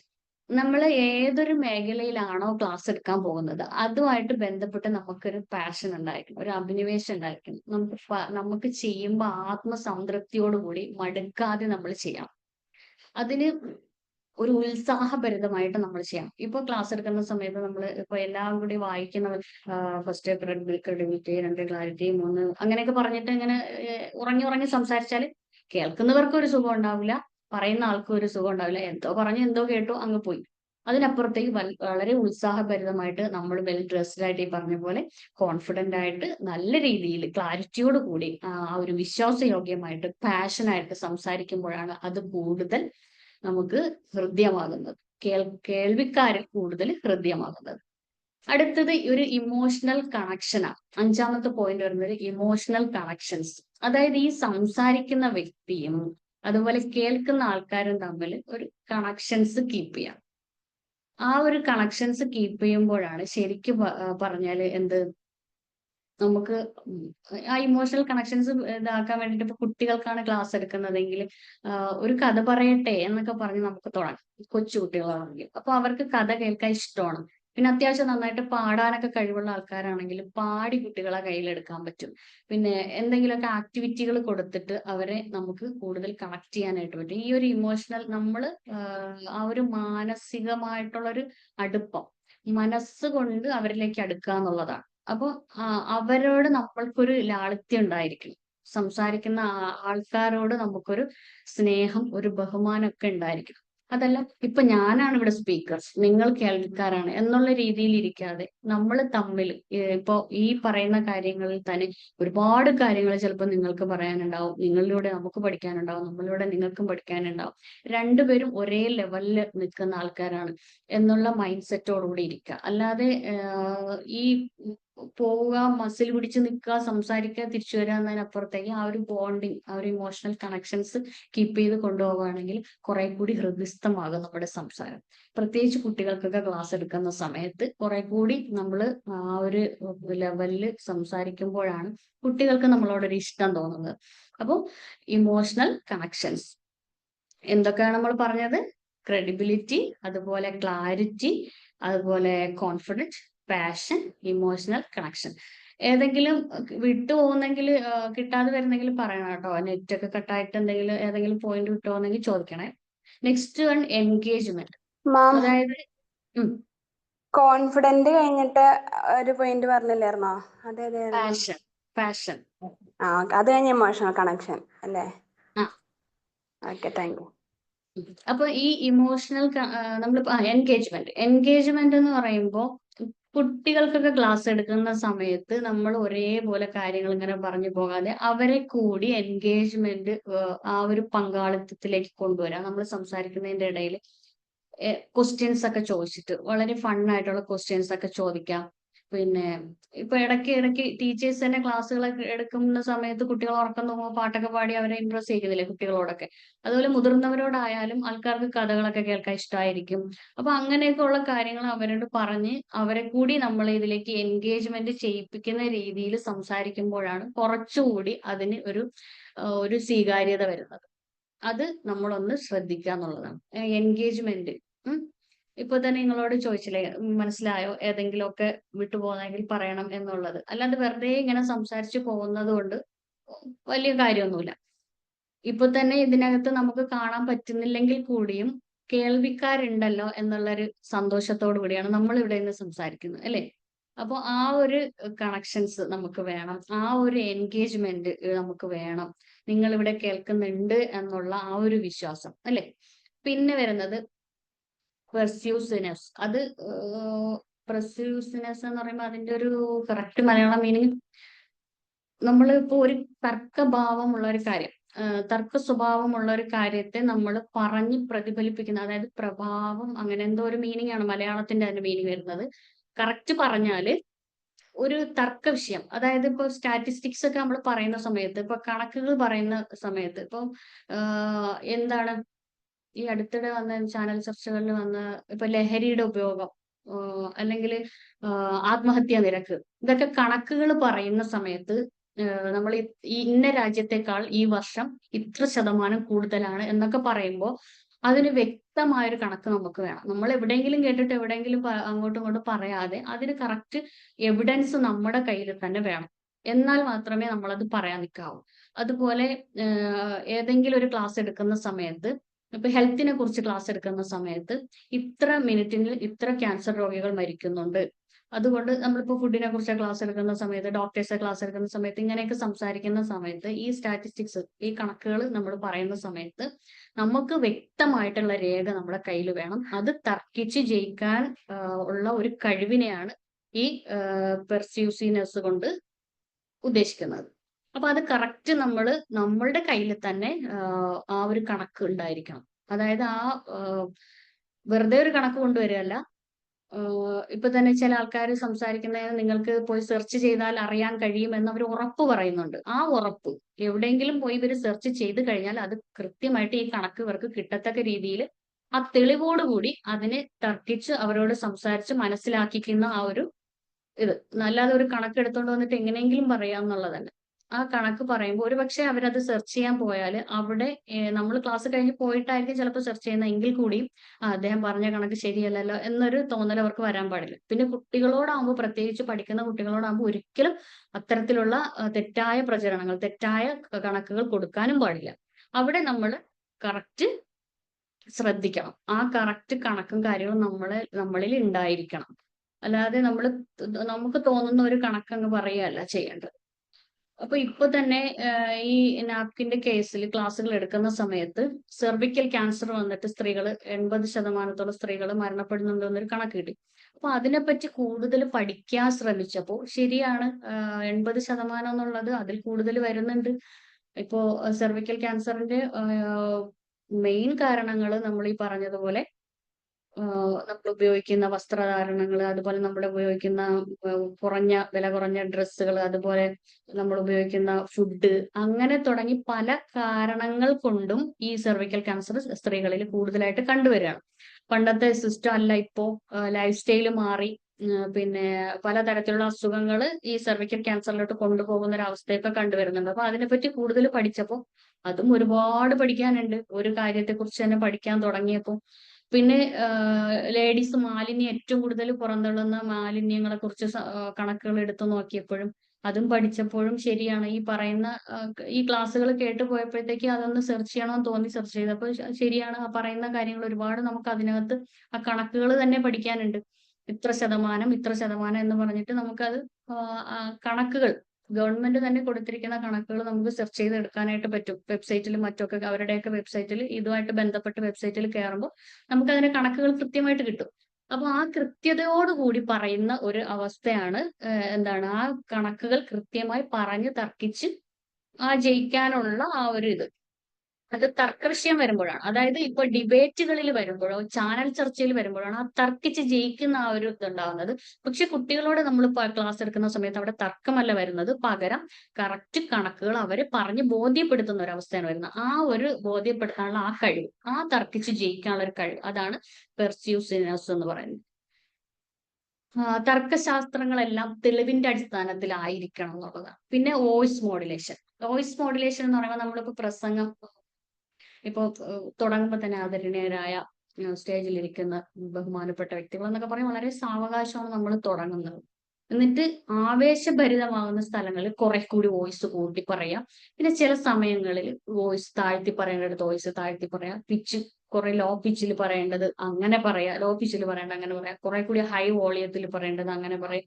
അങ്ങനെ വോയിസ് മോഡുലേഷനിൽ വ്യത്യാസം കൊണ്ടുവരിക എന്നുള്ളതാണ്. ഒരേ ലെവലിൽ സംസാരിക്കാതെ, ഇപ്പൊ തന്നെ ഞാൻ ഒരേന്ന് പറഞ്ഞപ്പോ അത് ഓട്ടോമാറ്റിക് വന്നതാണ്. അപ്പൊ ഇപ്പൊ അത് 2-3 രീതിയിൽ പറയാം. ഒരേ ലെവലിൽ നിങ്ങൾ സംസാരിക്കാതിരിക്കുക, ഇങ്ങനെയും പറയാം അല്ലെ. അപ്പൊ ആ ഒരേ ലെവലിൽ സംസാരിക്കാതെ ആ പറയുന്ന വാക്ക് അതിന്റെ ഉയർച്ച താഴ്ചകൾ വെച്ചിട്ട് ആയിരിക്കണം കേൾക്കുന്ന ആള് കുറെ കൂടി മനസ്സിലാക്കേണ്ടത്. അപ്പൊ അത് ആ വോയിസ് മോഡുലേഷനിലേക്ക് വരുന്ന സമയത്തും നമുക്ക് ഒരു പ്രാസംഗികനോ അല്ലെങ്കിൽ ക്ലാസ് എടുക്കുന്ന ഒരു വ്യക്തിക്കോ അല്ലെങ്കിൽ ഒരു കമ്മ്യൂണിക്കേഷനുമായിട്ട് ബന്ധപ്പെട്ട് ഒരു ജോലി ചെയ്യുന്ന വളരെയധികം പ്രാധാന്യമുണ്ട്. ഇപ്പൊ ഒരു ഡോക്ടർ അടുത്തേക്ക് ഒരു രോഗി വരികയാണ്. അപ്പൊ ആ രോഗി വന്ന് അടുത്തിരിക്കുമ്പോഴത്തേക്ക് ഭയങ്കര ഉച്ചത്തിൽ സംസാരിക്കണമെങ്കിൽ അവർ ഇറിറ്റേറ്റഡ് ആവും. അപ്പൊ എന്ത് ചെയ്യണം? വളരെ സാവകാശം കാര്യങ്ങൾ ചോദിച്ച് മനസ്സിലാക്കുക. വളരെ സാവകാശം അവരുടെ വോയിസുമായിട്ട് മാച്ച് ചെയ്യുന്ന രീതിയിലുള്ള സംസാരം, വളരെ സാവകാശം. ചില ആൾക്കാർക്ക് ഉറക്കെ സംസാരിക്കുമ്പോഴും ഉറക്കെ ഇതാവുമ്പോഴും ഭയങ്കരമായിട്ട് ഇറിറ്റേറ്റഡ് ആവുന്ന ആൾക്കാരുണ്ട്. എനിക്ക് തന്നെ അറിയാം. എന്റെ ക്ലാസ്സിൽ ജോയിൻ ചെയ്ത ഒരാൾ പതിയെ സംസാരിക്കുള്ളൂ. അപ്പൊ ഞാൻ പറയും കുറെ കൂടി ഉച്ചത്തിൽ സംസാരിക്കാൻ ശ്രമിക്കണം, ഉറക്കെ വായനയിലൂടെ ഉറക്കെ സംസാരിക്കാൻ ശ്രമിക്കണം എന്ന് പറയുമ്പോൾ ഞങ്ങൾ പൊതുവെ വീട്ടിൽ എല്ലാവരും ശബ്ദം താഴ്ത്തിയാണ് സംസാരിക്കുന്നത്. ഉറക്കെ സംസാരിക്കുമ്പോൾ വീട്ടിൽ ആരെങ്കിലും തന്നെ ഒച്ച എടുക്കുമ്പോഴത്തേക്ക് തലവേദന വരാറുണ്ട് എന്ന് പറയുന്നത്. അപ്പൊ ആ വീട്ടിൽ എല്ലാവരും ആ ഒരു ശാന്തതയിലൂടെ ഉള്ളൊരു സംസാരമാണ്. അപ്പൊ അങ്ങനെയുള്ള ആൾക്കാർ. പിന്നെ ഈ സെയിൽസിലേക്ക് വരുമ്പോൾ കുറെ കൂടി നമ്മൾ ശ്രദ്ധിക്കണം. അതായത് സെയിൽസിൽ നമ്മൾ ഒരു സെയിൽസ് ക്ലോസ് ചെയ്യാൻ പോകുന്ന സമയത്ത് ചില ആൾക്കാർ വളരെ സ്ലോയിലായിരിക്കും സംസാരിക്കുക. ഈ സെയിൽസ്മാൻ എന്ന് പറയുമ്പോൾ അവരുടെ ആവേശം കൊണ്ട് അവർ ഭയങ്കര സ്പീഡിലും ഉച്ചത്തിലും സംസാരിക്കും. അപ്പൊ ഇദ്ദേഹത്തിന് ക്യാച്ച് ചെയ്യാൻ പറ്റൂല. അപ്പൊ അവിടെ നമ്മൾ ടൊണാലിറ്റി ഒന്ന് താഴ്ത്തി കൊടുത്ത് സാവകാശം ആ ആള് ആദ്യം നമ്മൾ എന്തൂസിയാസത്തോടു കൂടി തുടങ്ങുക. അതായത് നമ്മൾ സംസാരിക്കാൻ തുടങ്ങുമ്പോൾ നമ്മൾ ഉത്സാഹത്തോടു കൂടി തുടങ്ങുക. അപ്പൊ ഇദ്ദേഹത്തിന്റെ ശബ്ദം എത്രയാണോ ആ ലെവലിലേക്ക് നമ്മൾ നമ്മളുടെ വോയിസിനെ കൊണ്ടുവരണം. അതായത് നമ്മളൊക്കെ അത് ഇപ്പൊ പ്രാക്ടീസ് ചെയ്തും പഠിപ്പിച്ചു കൊടുത്തു കുറെയൊക്കെ അത് നമ്മൾ ഇംപ്ലിമെന്റ് ചെയ്യാൻ ശ്രമിക്കുന്നുണ്ട്. എന്റെ സംസാരം പൊതുവെ കുറച്ച് സ്പീഡ് കൂടുതലായിരുന്നു. അപ്പോൾ ഈ സ്പീഡ് ഒരു മിനിമം കുറച്ച് കൊണ്ടുവരാനായിട്ട് സാധിച്ചിട്ടുണ്ട്. പല ക്ലാസ്സുകളിലും ഫീഡ്ബാക്ക് കിട്ടുന്ന സമയത്ത് സ്പീഡ് കൂടുതലാണ് എന്ന് പറയുന്നുണ്ട്.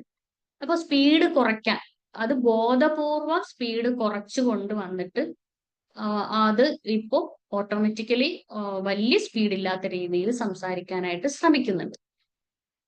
എനിക്ക് തന്നെ ആ മാറ്റം പലപ്പോഴും ഫീൽ ചെയ്യുന്നുണ്ട്. ഇത്രയും സ്പീഡ് കുറച്ച് ഞാൻ സംസാരിക്കുന്നത് എന്നെ അത്ഭുതമായിട്ട് എനിക്ക് പലപ്പോഴും തോന്നാറുണ്ട്. കാരണം അത് എങ്ങനെ മാറ്റിയെടുത്തു എന്ന് വെച്ചാൽ ഘട്ടം ഘട്ടമായിട്ട് മാറ്റിയെടുക്കുക. നമുക്ക് ഒരുമിച്ച് ഒന്നും ചെയ്യാൻ പറ്റില്ല. പതിയെ നമ്മൾ മാറ്റിയെടുക്കുക എന്നുള്ളതാണ്. അപ്പൊ ഇത്തരത്തിൽ ടൊണാലിറ്റിയുമായിട്ട് മാച്ച് ആവുന്ന രീതിയിൽ സംസാരിക്കുക എന്നുള്ളതാണ്. എന്തൂസിയാസത്തോടു കൂടി തന്നെ തുടങ്ങണം. നല്ല ആവേശത്തോടു കൂടി തന്നെ തുടങ്ങണം. നല്ല ആവേശത്തോടു കൂടി സ്പീഡിന് സംസാരിക്കുന്ന ആളാണെങ്കിൽ ആ ലെവൽ മെയിൻറ്റെയിൻ ചെയ്യാം. അതല്ല പതുക്കെ സംസാരിക്കുന്ന ആൾക്കാരോട് നമ്മൾ പെട്ടെന്ന് സംസാരിച്ചാൽ അവർ ക്യാച്ച് ചെയ്യാനും കുറച്ച് ലേറ്റ് ആവും. അപ്പൊ സ്പീഡിന് സംസാരിക്കുമ്പോൾ അവർ തന്നെ അന്തം വിട്ട് നിൽക്കുന്നുണ്ട്. പെട്ടെന്ന് മനസ്സിലാവില്ല. ഇപ്പൊ നമ്മുടെ ഒരു റിലേറ്റീവ് ഉണ്ട്, ബാലരാമപുരത്ത്, തിരുവനന്തപുരം ബാലരാമപുരം, അവിടെയാണ് അവർ താമസിക്കുന്നത്. അപ്പൊ ഈ പ്രായമായ ആളാണ്. ഭയങ്കര സ്പീഡിലങ്ങ് സംസാരിച്ചു പോകും. അപ്പൊ ഞാനൊക്കെ തന്നെ എന്താ പറഞ്ഞെന്ന് ഇടയ്ക്കിടയ്ക്ക് ഇങ്ങനെ എടുത്തെടുത്ത് ചോദിക്കാറുണ്ട്. പക്ഷെ നല്ല രസമാണ് സംസാരം കേട്ടിരിക്കാൻ. നല്ല ഒരു രസമാണ്. നല്ല പ്രായമായ ഒരു സ്ത്രീയാണ്. പക്ഷെ പൊതുവെ ആദ്യമായിട്ടൊക്കെ അവരെ മീറ്റ് ചെയ്യുന്നവർക്ക് പെട്ടെന്ന് മനസ്സിലാവില്ല. ഭയങ്കര സ്പീഡിലാണ് സംസാരിക്കുന്നത്. അപ്പൊ ആ വീട്ടിലുള്ള എല്ലാവരും അങ്ങനെയാണ്. പക്ഷെ ഇവരുടേത് കുറച്ചുകൂടി നമുക്ക് മനസ്സിലാവാത്ത ഒരു രീതിയാണ്. ഒരു തമിഴ് കലർന്ന ഒരു പെട്ടെന്ന് സംസാരിച്ചു പോകുന്ന ഒരു രീതിയാണ്. ചില വാക്കുകൾ നമുക്ക് പെട്ടെന്ന് കത്തൂല. അപ്പൊ ആ ഒരു ടൊണാലിറ്റി ആയിട്ട് മാച്ച് ചെയ്യുന്ന രീതിയിൽ നമ്മൾ സംസാരിക്കുക എന്നുള്ളതാണ്. അവിടെ ഈ സെയിൽസ് ക്ലോസിംഗിലൊക്കെ നമ്മുടെ ടൊണാലിറ്റിക്ക്, ഈ പിച്ചിനൊക്കെ ഭയങ്കരമായിട്ട് ഒരു ഇതുണ്ട്. അതാണ് പറയുന്നത്, ഹൃദയത്തിന്റെ ഭാഷയിൽ നിന്ന് സംസാരിക്കുക, അവരുമായിട്ട് കണക്ഷൻ മെയിൻറ്റെയിൻ ചെയ്യുക എന്നൊക്കെ പറയുന്നതിന്റെ പിന്നിൽ ഒരുപാട് കാര്യങ്ങളുണ്ട്. ഈ സെയിൽസിലൊക്കെ കമ്മ്യൂണിക്കേഷന് ഭയങ്കര പ്രാധാന്യമുണ്ട്. കമ്മ്യൂണിക്കേഷൻ സ്കില്ലുള്ള ഒരാൾക്കാണ് കൂടുതലായിട്ട് എന്ത് ചെയ്യാൻ പറ്റുന്നത്, സെയിൽസ് ക്ലോസ് ചെയ്യാൻ പറ്റുന്നു. എന്നാൽ ഒരുപാട് സംസാരിക്കുന്ന ചില ആൾക്കാർക്ക് സെയിൽസ് ക്ലോസ് ചെയ്യാൻ പറ്റാതെയും വരാറ്. അത് ഇത്തരം കുറച്ച് കാര്യങ്ങൾ നമ്മൾ ശ്രദ്ധിക്കാതെ പോകുന്നുണ്ടാണ്. പിന്നെ വരുന്നത് ഓതന്റിസിറ്റിയാണ്. ഓതന്റിസിറ്റി എന്ന് പറഞ്ഞാൽ സ്വാഭാവികമായിട്ടുള്ള ഒരു സംസാരമായിരിക്കണം. നമ്മുടെ ആ സംസാരത്തിൽ നിന്ന് അവർക്ക് കാര്യങ്ങൾ ശരിക്കും ഗ്രഹിച്ചെടുക്കാൻ കഴിയണം. അതായത് നമ്മൾ ഹൃദയം കൊണ്ട് സംസാരിക്കുക എന്നുള്ളതാണ്. നമ്മുടെ ഹൃദയത്തിൽ നിന്ന് വരണം നമ്മൾ സംസാരിക്കുന്ന കാര്യങ്ങൾ. അതുപോലെ ആ ഹൃദയത്തിൽ നിന്ന് വരുന്ന വാക്കുകൾ മാത്രമേ, അങ്ങനെ സംസാരിക്കുന്ന ഒരാൾക്ക് മാത്രമേ ഒരു എമ്പതറ്റിക് ലിസണറെ കൂടി സൃഷ്ടിക്കാൻ കഴിയുള്ളൂ. നമ്മൾ സംസാരത്തിൽ ആ ഒരു എമ്പതി, ആ ഒതന്റിസിറ്റി വന്നാൽ മാത്രമേ കേൾവിക്കാരനും അതുണ്ടാവുള്ളൂ. അതുപോലെ തന്നെ നമുക്കൊരു ചെവി, ഞാൻ ഏതൊരു ക്ലാസ്സിൽ പറഞ്ഞിട്ടുണ്ട്, നമുക്ക് 2 ചെവിയും ഒരു ഹൃദയം ഇങ്ങനെ തന്നിരിക്കുന്ന ഈ ചെവിയിലൂടെ കേട്ട് ഹൃദയം കൊണ്ട് സ്വീകരിക്കാൻ വേണ്ടിയിട്ടാണ്. ആ ഹൃദയം കൊണ്ട് സ്വീകരിക്കുന്നത്, ആ ഹൃദിസ്ഥമാക്കുന്നത് ഒരിക്കലും നമ്മൾ മറക്കില്ല. പക്ഷെ ചില കാര്യങ്ങൾ ഒരു ചെവിത്തെ കേട്ട് ഒരു ചെവിക്കൂടെ കളയേണ്ടതുണ്ട്. അത് കളയുക. ഹൃദയം കൊണ്ട് കേൾക്കേണ്ടത് ഹൃദയം കൊണ്ടും കേൾക്കുക. ആ ഒരു ഒതന്റിസിറ്റി നമ്മൾ എപ്പോഴും എന്ത് ചെയ്യുക, കീപ്പ് ചെയ്ത് കൊണ്ടുപോകുക എന്നുള്ളതാണ്. അപ്പൊ ഇത്രയാണ്. ഇനി ഒരു കാര്യം കൂടെ ഉള്ളത്, പ്രിപ്പറേഷൻ. വളരെയധികം പ്രാധാന്യമുള്ള ഒരു കാര്യമാണ് പ്രിപ്പറേഷൻ. 10ാമത്തെ പോയിന്റ്. ആ ഒരു എത്ര വലിയ ആൾക്കാരും ആയിക്കോട്ടെ, ഞാനിപ്പം ക്ലാസ് ഒക്കെ എടുത്ത് വലിയൊരു പ്രാസംഗികയാണ്, അതുകൊണ്ട് എനിക്ക് അതിന്റെ ആവശ്യം എന്നൊന്നും പറയാണ്ട്, നമ്മൾ എത്ര വലിയ ലെവലിലേക്ക് പോയാലും ശരി തന്നെ പ്രിപ്പറേഷന് വലിയൊരു പ്രാധാന്യമുണ്ട്. എപ്പോഴാണ് നമ്മൾ മനുഷ്യനാണ്, ചിലപ്പോൾ പറയാൻ പോകുന്ന കാര്യങ്ങൾ മറന്നു എന്നിരിക്കാം. ചിലപ്പോൾ എന്തെങ്കിലും ഒരു കാരണം കൊണ്ട് എന്തെങ്കിലും സംഭവിച്ചു കഴിഞ്ഞാൽ നമുക്ക് ആ ഒരു പ്രിപ്പറേഷന്റെ അഭാവം നമ്മളിൽ ഉണ്ടാവാതിരിക്കാം. ആ പ്രിപ്പറേഷൻ കറക്റ്റ് ചെയ്ത് മുന്നോട്ട് പോകുമ്പോഴാണ് സംസാരം. ചില ക്ലാസ്സുകൾ കണ്ടിട്ടുണ്ടോ, അവരിങ്ങനെ പറഞ്ഞുകൊണ്ടേയിരിക്കും, മെയിൻ പോയിന്റ് ഒന്നും ഉണ്ടാവില്ല. പക്ഷെ മെയിൻ പോയിന്റുകൾ എടുത്ത് പറഞ്ഞ് അതിന്റെ കുറച്ച് ഒരുപാട് പറയാതെ കുറച്ച് ക്യാപ്സൂൾ രൂപത്തിൽ പറഞ്ഞാലും അത് കേൾവിക്കാരന് മനസ്സിലാകുന്ന ഭാഷയിൽ പറഞ്ഞാൽ അത് തന്നെ മതി. ആ ഒരു പ്രിപ്പറേഷൻ നമ്മൾ കൊണ്ടുവരിക എന്നുള്ളതാണ്. അല്ലാതെ പ്രിപ്പയർ ചെയ്യാതെ എന്തെങ്കിലുമൊക്കെ അറിയുന്ന കാര്യങ്ങൾ ആയിരിക്കും പറയുന്നതെങ്കിൽ കൂടിയും പ്രിപ്പറേഷന്റെ അഭാവം ഉണ്ടാവാതിരിക്കുക എന്നുള്ളതാണ്. ആ സംസാരത്തിൽ പ്രിപ്പയർ ചെയ്യുക. ഇപ്പൊ തന്നെ ഈ ക്ലാസ്സിന് മുന്നേ നമ്മൾ പ്രിപ്പയർ ചെയ്തിട്ടാണ് വരുന്നത്. ഈ പറഞ്ഞ ക്ലാസ്സുകൾ എപ്പോഴും നമ്മൾ എടുക്കുന്ന കാര്യമാണ്. എങ്കിൽ കൂടി ജസ്റ്റ് ഒന്ന് എഴുതി വെച്ച് ആ മെയിൻ പോയിന്റുകളൊക്കെ ഒന്ന് എഴുതി വെച്ച് ഒന്ന് പറഞ്ഞു പോവാം. മാക്സിമം നമ്മളിപ്പോ പുറത്ത് പോയി ക്ലാസ് എടുക്കുകയാണെങ്കിൽ ഇത് നന്നായിട്ട് പ്രിപ്പയർ ചെയ്ത് ഇത്രയും ബൈ ഹാർട്ട് ചെയ്തിട്ടായിരിക്കും നമ്മൾ പോകുന്നത്. പക്ഷെ ഇവിടെ ആകുമ്പോൾ ജസ്റ്റ് നമുക്കിപ്പോ ഏതെങ്കിലും ഒരു വിഷയം ഒന്ന് മറന്നു, പെട്ടെന്നൊന്ന് നോക്കാം, അതൊന്ന് എഴുതി ഇവിടെ വെച്ചിരുന്നാൽ അല്ലെ, എന്നിട്ട് ഇത് നന്നായിട്ടൊന്ന് പ്രിപ്പയർ ചെയ്യാൻ കൂടി ചെയ്യാം. എന്നാൽ മാത്രമേ നമുക്ക് നന്നായിട്ട് സംസാരിക്കാൻ പറ്റൂ. പുറത്തേക്ക് പോകുമ്പോൾ കുറെ കൂടി ഇപ്പം ഓഫ്ലൈൻ ആണെങ്കിൽ നല്ലതായിട്ട് പ്രിപ്പയർ ചെയ്യണം, അത്യാവശ്യം നന്നായിട്ട് പ്രിപ്പയർ ചെയ്യണം. ഇവിടെയാണ് മിറർ പ്രാക്ടീസ് ഒക്കെ വരുന്നത്. മിറർ പ്രാക്ടീസ്, വോയിസ് മോഡുലേഷൻ നമ്മൾ കറക്റ്റ് ചെയ്യുക. പിന്നെ നമുക്ക് തന്നെ ഒറ്റയ്ക്ക് ചെയ്യാൻ പറ്റും. അതായത് ഇപ്പോൾ ഒരു ക്ലാസ് എടുക്കുക, നമ്മൾ അത് കേട്ട് മനസ്സിലാക്കുക, എന്നിട്ട് അത് നമ്മൾ സ്വയം എഴുതിയെടുത്ത് പഠിച്ചതിന് ശേഷം അത് കാണാതെ സ്വാഭാവികമായി ഒരാളോട് സംസാരിക്കുന്ന രീതിയിൽ തന്നെ നമ്മൾ എന്ത് ചെയ്യാം, നടന്ന് സംസാരിക്കണമെങ്കിൽ അങ്ങനെ കൈയാങ്ങിയൊക്കെ കാണിച്ചിട്ട് ഈ ടെക്ടോക്സിലൊക്കെ കണ്ടിട്ടില്ലേ, പോഡിയം ഒന്നും ഇല്ല, അവര് സംസാരിക്കുന്നത് വിതൗട്ട് പോഡിയം. അപ്പൊ അങ്ങനെ നടന്നുകൊണ്ട് കൈയാങ്ങി കാണിച്ചൊക്കെ സംസാരിക്കുക. അത് നമ്മൾ പ്രിപ്പയർ ചെയ്യാം, സ്വയം പ്രിപ്പയർ ചെയ്യാം. എന്നിട്ട് നമ്മൾ എന്ത് ചെയ്യുക, വീഡിയോ എടുക്കുക. വീഡിയോ എടുത്തതിന് ശേഷം 3 രീതിയിൽ നമുക്കത് നോക്കാം. അതായത് ഒന്ന്, ആ വീഡിയോ മാത്രം നമ്മൾ സൗണ്ട് കുറച്ച് വെക്കാം. നമ്മളെ ആ വോയിസ് ഒന്ന് കുറച്ച് വെച്ചതിന് ശേഷം നമ്മൾ ആ നടക്കുന്ന രീതി, നമ്മുടെ ബോഡി ലാംഗ്വേജ്, ആ മൂവ്മെന്റ് മാത്രം ഒന്ന് ശ്രദ്ധിക്കുക. ഐ കോണ്ടാക്ട് നേരെയാണോ പോകുന്നത് എന്നുള്ളത്, ക്യാമറയ്ക്ക് നേരെയാണോ പോകുന്നത് എന്നുള്ളത് ശ്രദ്ധിക്കുക. പിന്നെ വരുന്നത് നമ്മുടെ നടത്തം, നമ്മുടെ കൈയാംഗ്യങ്ങൾ, നമ്മൾ ഓരോന്നും പറയുമ്പോൾ നമ്മൾ എങ്ങനെയൊക്കെയാണ് ആംഗ്യങ്ങൾ കാണിക്കുന്നത്, നമ്മുടെ ആ ഷോൾഡറിന്റെ പൊസിഷൻ, ഇതെല്ലാം നമ്മൾ നോക്കുക എന്നുള്ളതാണ്. ഇനി രണ്ടാമത് നമ്മൾ സൗണ്ട് കേൾക്കുക. സൗണ്ട് കേൾക്കുമ്പോൾ വീഡിയോ നോക്കരുത്, ചെവിയിൽ വെച്ചിട്ട് സൗണ്ട് മാത്രം കേൾക്കുക. അവിടെ നമ്മൾ കുറെ പോയിന്റുകളൊക്കെ പറയുമ്പോൾ ഉച്ചത്തിൽ സംസാരിക്കുന്നുണ്ടോ, താഴ്ത്തേണ്ടടുത്ത് താഴ്ത്തുന്നുണ്ടോ, അത് നമ്മൾ ശ്രദ്ധിക്കുക എന്നുള്ളതാണ്. അപ്പൊ ഈ വോയിസ് മാത്രം കേൾക്കുക, ഈ വീഡിയോയിലേക്ക് നോക്കാതിരിക്കുക. പിന്നെ ഇപ്പൊ ഈ 2 രീതിയിൽ ചെയ്യുമ്പോൾ തന്നെ നമുക്ക് വരുന്ന മാറ്റങ്ങൾ നമുക്കറിയാൻ പറ്റും. പണ്ട് ഈ വോയിസ് അയക്കുന്ന സമയത്ത്, വോയിസ് മെസ്സേജ് അയക്കുന്ന സമയത്ത് സ്വന്തം വോയിസ് തന്നെ കുത്തിയിട്ട് ഒന്ന് കേട്ടു നോക്കും, എന്ത് വൃത്തിയായിട്ട് സൗണ്ട് എന്നൊക്കെ നമുക്ക് ഇങ്ങനെ തോന്നാറുണ്ട് അല്ലേ. പിന്നെ നമ്മളെ സൗണ്ട് തന്നെ, നമ്മൾ മറ്റുള്ളവരുടെ സൗണ്ട് നമ്മൾ സ്പീഡ് കൂട്ടി കേൾക്കും. പക്ഷെ നമ്മൾ ആഗ്രഹിക്കുന്ന എന്താണ്, നമ്മുടെ സൗണ്ട് ആരും സ്പീഡ് കൂട്ടി കേൾക്കല്ലേ എന്ന് ചിന്തിക്കും. കാരണം ഭയങ്കര ഒരു ബുദ്ധിമുട്ടാണ് അത് കേൾക്കുമ്പോൾ അല്ലെ. അപ്പൊ അതൊക്കെ നമ്മൾ പ്രാക്ടീസ് ചെയ്യാം. ആദ്യകാലങ്ങളിൽ നമ്മുടെ വോയിസ് കേൾക്കുമ്പോൾ തന്നെ നമുക്കൊരു ഇറിറ്റേഷൻ. പക്ഷെ ഇപ്പോ നമ്മൾ വോയിസ് കോൺഷ്യസ് ആയിട്ട് അൺകോൺഷ്യസ്ലി നമ്മളങ്ങ് അയച്ചിട്ട് മിണ്ടാതെ അങ്ങ് പോവുകയാണ് ചെയ്യുന്നത്. അവിടെ പിന്നെ നമ്മൾ പ്ലേ ചെയ്യാനൊന്നും നിൽക്കാറില്ല. അപ്പൊ ആ ഒരു അൺകോൺഷ്യസ്ലി സംഭവങ്ങൾ വരുന്ന രീതിയിൽ പ്രാക്ടീസ് ചെയ്യുക എന്നുള്ളതാണ്. ആ പ്രിപ്പറേഷന് വളരെയധികം പ്രാധാന്യമുണ്ട്. അപ്പൊ ഇത്രയും കാര്യങ്ങളാണ് പറഞ്ഞത്, 10 points. 1 credibility, 2 clarity, 3 confidence, 4 passion, emotional connection, engagement, persuasiveness, voice modulation, authenticity, പിന്നെ പ്രിപ്പറേഷൻ, ലാസ്റ്റ് പ്രിപ്പറേഷൻ. ഇനി ഈ പറഞ്ഞതിൽ ഏതെങ്കിലും ഒക്കെ ഡൗട്ട് ഉണ്ടെങ്കിൽ ചോദിക്കാം. അതല്ലെങ്കിൽ നിങ്ങൾക്ക് തന്നെ ഇത് ഒന്ന് പറയണമെങ്കിൽ ഇവിടെ ഒന്ന് പറഞ്ഞ് പ്രാക്ടീസ് ചെയ്യാം. അതിനുള്ള ഒരു അവസരം തരാം. എന്താണ്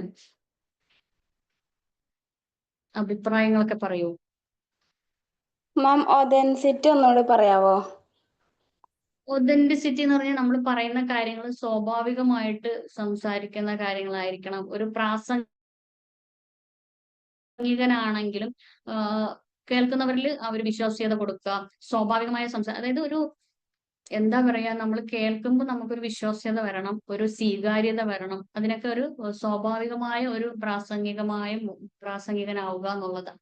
അതിന് പ്രിപ്പറേഷൻ ശരിക്കും വേണം, എങ്കിൽ മാത്രമേ ഈ ഒതന്റിസിറ്റി ഒക്കെ നമ്മളിലേക്ക് കൊണ്ടുവരാൻ പറ്റൂ. പിന്നെ നമ്മൾ ഹൃദയത്തിന്റെ ഭാഷയിൽ സംസാരിക്കുക എന്നുള്ളതാണ്. ഇപ്പൊ ഇടയ്ക്ക് ഒരു കണ്ണാടി വെച്ചിട്ട് ഒരു മനുഷ്യൻ സംസാരിക്കുന്നത്, എനിക്ക് പേര് മറന്നുപോയി, എനിക്ക് ഭയങ്കര ഇഷ്ടമാണ്. നല്ല ഈ താരാട്ട് പാട്ടൊക്കെ പാടിയിട്ട് അതിന്റെ അർത്ഥങ്ങളൊക്കെ ഇങ്ങനെ പറഞ്ഞ് നല്ല ഇതായിട്ട് പ്രസംഗിക്കുന്ന ഒരു ആളുണ്ട്. എനിക്ക് ഭയങ്കര ഇഷ്ടമാണ് അദ്ദേഹത്തിന്റെ ആ പ്രസംഗങ്ങളൊക്കെ കേൾക്കാൻ. ഇടയ്ക്കിടയ്ക്ക് പാട്ടുകളൊക്കെ പാടുന്നുണ്ട്, കവിതകളൊക്കെ പാടുന്നുണ്ട്. നല്ല ഈ ഒരു കാലഘട്ടത്തെ കുറിച്ച് ഒരുപാട് കാര്യങ്ങൾ നമുക്ക് പറഞ്ഞ് മനസ്സിലാക്കി തരുന്ന ഒരു പ്രാസംഗികനാണ്. നല്ല കൂടുതൽ അതിൽ നോളജ് ഉണ്ടോന്ന് വെച്ചാൽ കുറച്ച് ഫണ്ണായിട്ടുള്ള കാര്യങ്ങൾ അതിനകത്ത് പറയുന്നുണ്ട്. എന്നാൽ ചിരിയിലൂടെ നമുക്ക് ഒരുപാട് ചിന്തിക്കാനുള്ള കാര്യങ്ങളൊക്കെ അദ്ദേഹം പറയുന്നുണ്ട്. അപ്പൊ അവർ ആ ഓതന്റിസിറ്റി നിലനിർത്തുക എന്നുള്ളതാണ്. അപ്പൊ ഇത്രയാണ് നമുക്ക് പറയാനുള്ളത്. ഇനി നിങ്ങൾക്ക് എന്തെങ്കിലും ഡൗട്ട് ഉണ്ടെങ്കിൽ ചോദിക്കാം. അതല്ല നിങ്ങൾക്ക് എന്തെങ്കിലും ഫീഡ്ബാക്ക് പറയാനുണ്ടെങ്കിൽ അതും പറയാം. അതായത് വിശ്വാസയോഗ്യമായ കാര്യങ്ങൾ മാത്രം പറയാനായിട്ട് ശ്രമിക്കണം നമ്മൾ എപ്പോഴും. സംസാരത്തിന്റെ ഡ്യൂറേഷൻ ഒരു നിർണായക ഘടകമല്ലേ മാം? കുറെ നേരം സംസാരിക്കുന്നതിന്റെ ഡ്യൂറേഷൻ, കാലസമയം, അതെ. കൂടുതലേറെ സമയം നമ്മൾ സംസാരിച്ചു കഴിഞ്ഞാൽ കേൾവിക്കാരുടെ കോൺസെൻട്രേഷൻ പോവുകയും അവർക്ക് അതിനോടൊരു മടുപ്പ് തോന്നുകയും ചെയ്യില്ലേ? അതുണ്ട്. അതിന്റെ ആ ടൈമിനകത്ത് ഇപ്പൊ ഒരുപാട് സമയം നമ്മൾ സംസാരിക്കേണ്ട ഒരു അവസ്ഥ വരികയാണെങ്കിൽ അവിടെയാണ് നമ്മൾ ഈ പറഞ്ഞ കുറെ കാര്യങ്ങൾ കൊണ്ടുവരേണ്ടത്. ഫണ്ണായിരിക്കണം, ഹൃദിസ്ഥമായിരിക്കണം, സ്റ്റോറികൾ പറയുക, അവരെ എൻഗേജ് ചെയ്യിപ്പിക്കുക. അപ്പൊ ഇതിലൂടെയൊക്കെ അവരെ ശ്രദ്ധ ക്ഷണിക്കാനായിട്ട് പറ്റും.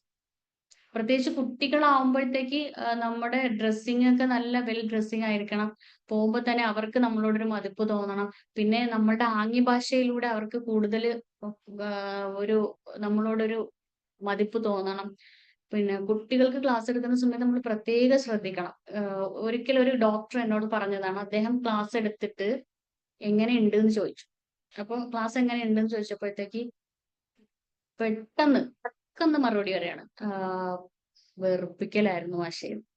അപ്പോ കുട്ടികളോട് അങ്ങനെയും നമുക്ക് ചോദിക്കാൻ പാടില്ല. ക്ലാസ്സിൽ നിന്ന് നിങ്ങൾക്ക് എന്ത് മനസ്സിലായി എന്ന് ചോദിക്കാം. അപ്പൊ ഈ ഒരുപാട് സമയം സംസാരിച്ചുകൊണ്ടിരിക്കുമ്പോൾ ഈ പറയുന്ന കാര്യങ്ങളൊക്കെ ഇംപ്ലിമെന്റ് ചെയ്തില്ല എങ്കിൽ അത് കേൾവിക്കാരിൽ അരോചകത്വം ഉണർത്തും. അവിടെ നമുക്കൊരു നല്ല പ്രാസംഗികനോ നല്ലൊരു കമ്മ്യൂണിക്കേഷൻ കോച്ചോ ഒന്നും ഒരു കമ്മ്യൂണിക്കേറ്റർ ആകാൻ പറ്റില്ല. സമയം കൂട്ടിക്കൊണ്ട് വരാം, പക്ഷെ അവിടെ എൻഗേജ് ചെയ്യിക്കുക എന്നുള്ളതാണ്. അവരെ കൂടി എൻഗേജ് ചെയ്യിക്കുക. പിന്നെ ഈ ഫണ്ണായിട്ട് കുറച്ച് കാര്യങ്ങൾ പറയാം. പാട്ടൊക്കെ പാടാൻ കഴിവുണ്ടെങ്കിൽ കുറച്ച് കവിതയും കുറച്ച് ഉച്ചത്തിലൊക്കെ പാടാനൊക്കെ കഴിവുള്ള ആൾക്കാരാണെങ്കിൽ കുറെ കൂടി കുട്ടികളെ കയ്യിലെടുക്കാനായിട്ടൊക്കെ സാധിക്കും. അപ്പൊ അതാണ് പറഞ്ഞത്, നമ്മൾക്ക് അതിലൊരു പാഷൻ വേണം. ആ സംസാരിക്കുന്നത് നമ്മുടെ പാഷനാണ് മറ്റുള്ളവരിലേക്ക് കൂടുതൽ കണക്ട് ചെയ്യുന്നത്.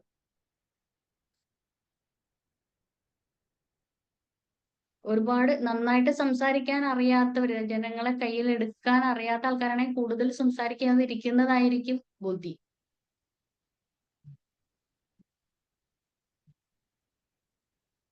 എന്തെങ്കിലും എടുത്ത് ചോദിക്കാനുണ്ടോ?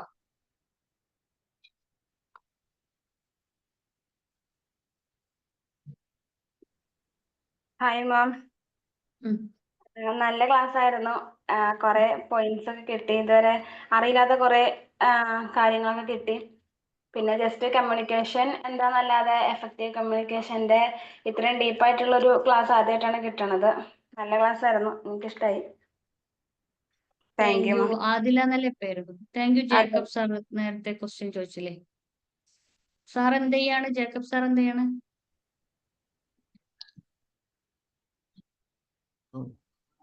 ഞാനൊരു സൈക്കോളജി സ്റ്റുഡൻ്റ് ആണ്. ഒരു ഏജ്ഡ് ആണ്, റിട്ടയർഡ് ആയ ഒരു മനുഷ്യനാണ്. 40 വർഷമായിട്ട് ആൾക്കാരുമായിട്ട് സംവദിക്കണമാണ്. നാം പറഞ്ഞത് സുരേഷ് ബാബു എന്ന് പറഞ്ഞ ഒരു പൊളിറ്റിക്കൽ കം കൾച്ചറൽ ലീഡറാണ്. കേരളത്തിലെ ട്രെൻഡിങ് ആയിട്ടുള്ള ഒരു കക്ഷിയാണ്. സ്കൂളിലും എല്ലാ മേഖലകളിലും തൻ്റെതായ സാന്നിധ്യം കൊണ്ട് ശ്രദ്ധേയമായ പ്രഭാഷണ കലയിൽ ഒരു പുതിയ നവതരംഗം സൃഷ്ടിച്ച മനുഷ്യനാണ് സുരേഷ് ബാബു. ഞാനും ശ്രദ്ധിക്കാറുള്ള പേരെനിക്ക് മറന്നുപോയി. പേര് ഞാൻ ശ്രദ്ധിച്ചില്ല, പക്ഷെ നല്ല പ്രസംഗമാണ്. അതില മാം എന്ത് ചെയ്യാണ്? Thank you sir, thank you very much. ഞാൻ മൈൻഡ് കോച്ച് കഴിഞ്ഞിരിക്കുകയാണ്. പിന്നെ ലൈഫ് കോച്ചിങ്ങിന്റെ ഒരു കോഴ്സ് ചെയ്യുന്നുണ്ട്. പിന്നെ ഇപ്പൊ വർക്കിംഗ് ആണ്.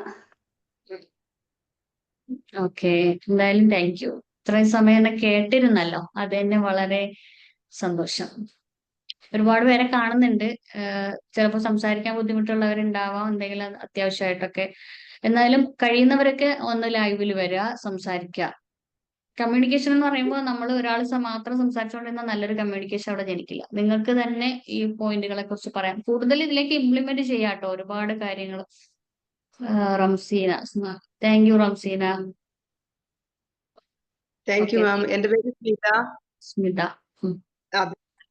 ഇങ്ങനെ എഫക്റ്റീവ് കമ്മ്യൂണിക്കേഷൻ ഇത്ര പോയിന്റുകളൊക്കെ ഉണ്ടെന്നുള്ള കാര്യം ഇപ്പൊ ഈ ഒരു ക്ലാസ്സിൽ കയറിയപ്പോഴാണ് മനസ്സിലായത്. അപ്പൊ നമ്മൾ ക്ലാസ് ഒക്കെ എടുക്കാൻ സ്കൂളുകളിലൊക്കെ പോയിട്ടുണ്ട്.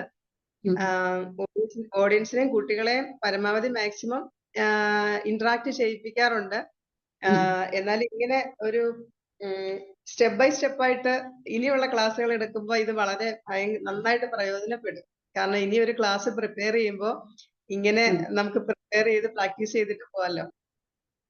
അതെ അതെ. അതുപോലെ തന്നെ കഴിഞ്ഞ ക്ലാസ്സിൽ നമ്മൾ അവോയ്ഡ് ചെയ്യേണ്ട കുറെ കാര്യങ്ങളെ കുറിച്ചാണ് സംസാരിച്ചത്. അപ്പൊ അതിന്റെ റെക്കോർഡ് സാറിനോട് ചോദിച്ചാൽ തരും, അതും കൂടി കാണുക. അപ്പൊ അതിന്റെ കണ്ടിന്യൂഷൻ ആണ് ഇന്ന് എടുത്തത്. അപ്പൊ ഇതൊക്കെ നമുക്ക് ചെയ്യണമെങ്കിൽ നമുക്ക് എന്ത് വേണം? ടൈം വേണം, അല്ലേ? അതെ അപ്പൊ ഈ അതെ ടൈം നമുക്ക് സാധാരണ സമയം ഉണ്ടോ നിങ്ങൾക്കൊക്കെ ഇതൊക്കെ പ്രിപ്പയർ ചെയ്ത് പോവാൻ? സമയം കണ്ടെത്തുകയാണ് ചെയ്യുന്നത്. ആ, അതെ. സമയം കണ്ടെത്തുക എന്ന് പറയുമ്പോൾ നമുക്കിപ്പോ 24 hours നമുക്ക് വീഡിയോ കിട്ടുമോ മാം? റെക്കോർഡ് ഉണ്ട് കേട്ടോ, റെക്കോർഡ് കിട്ടും.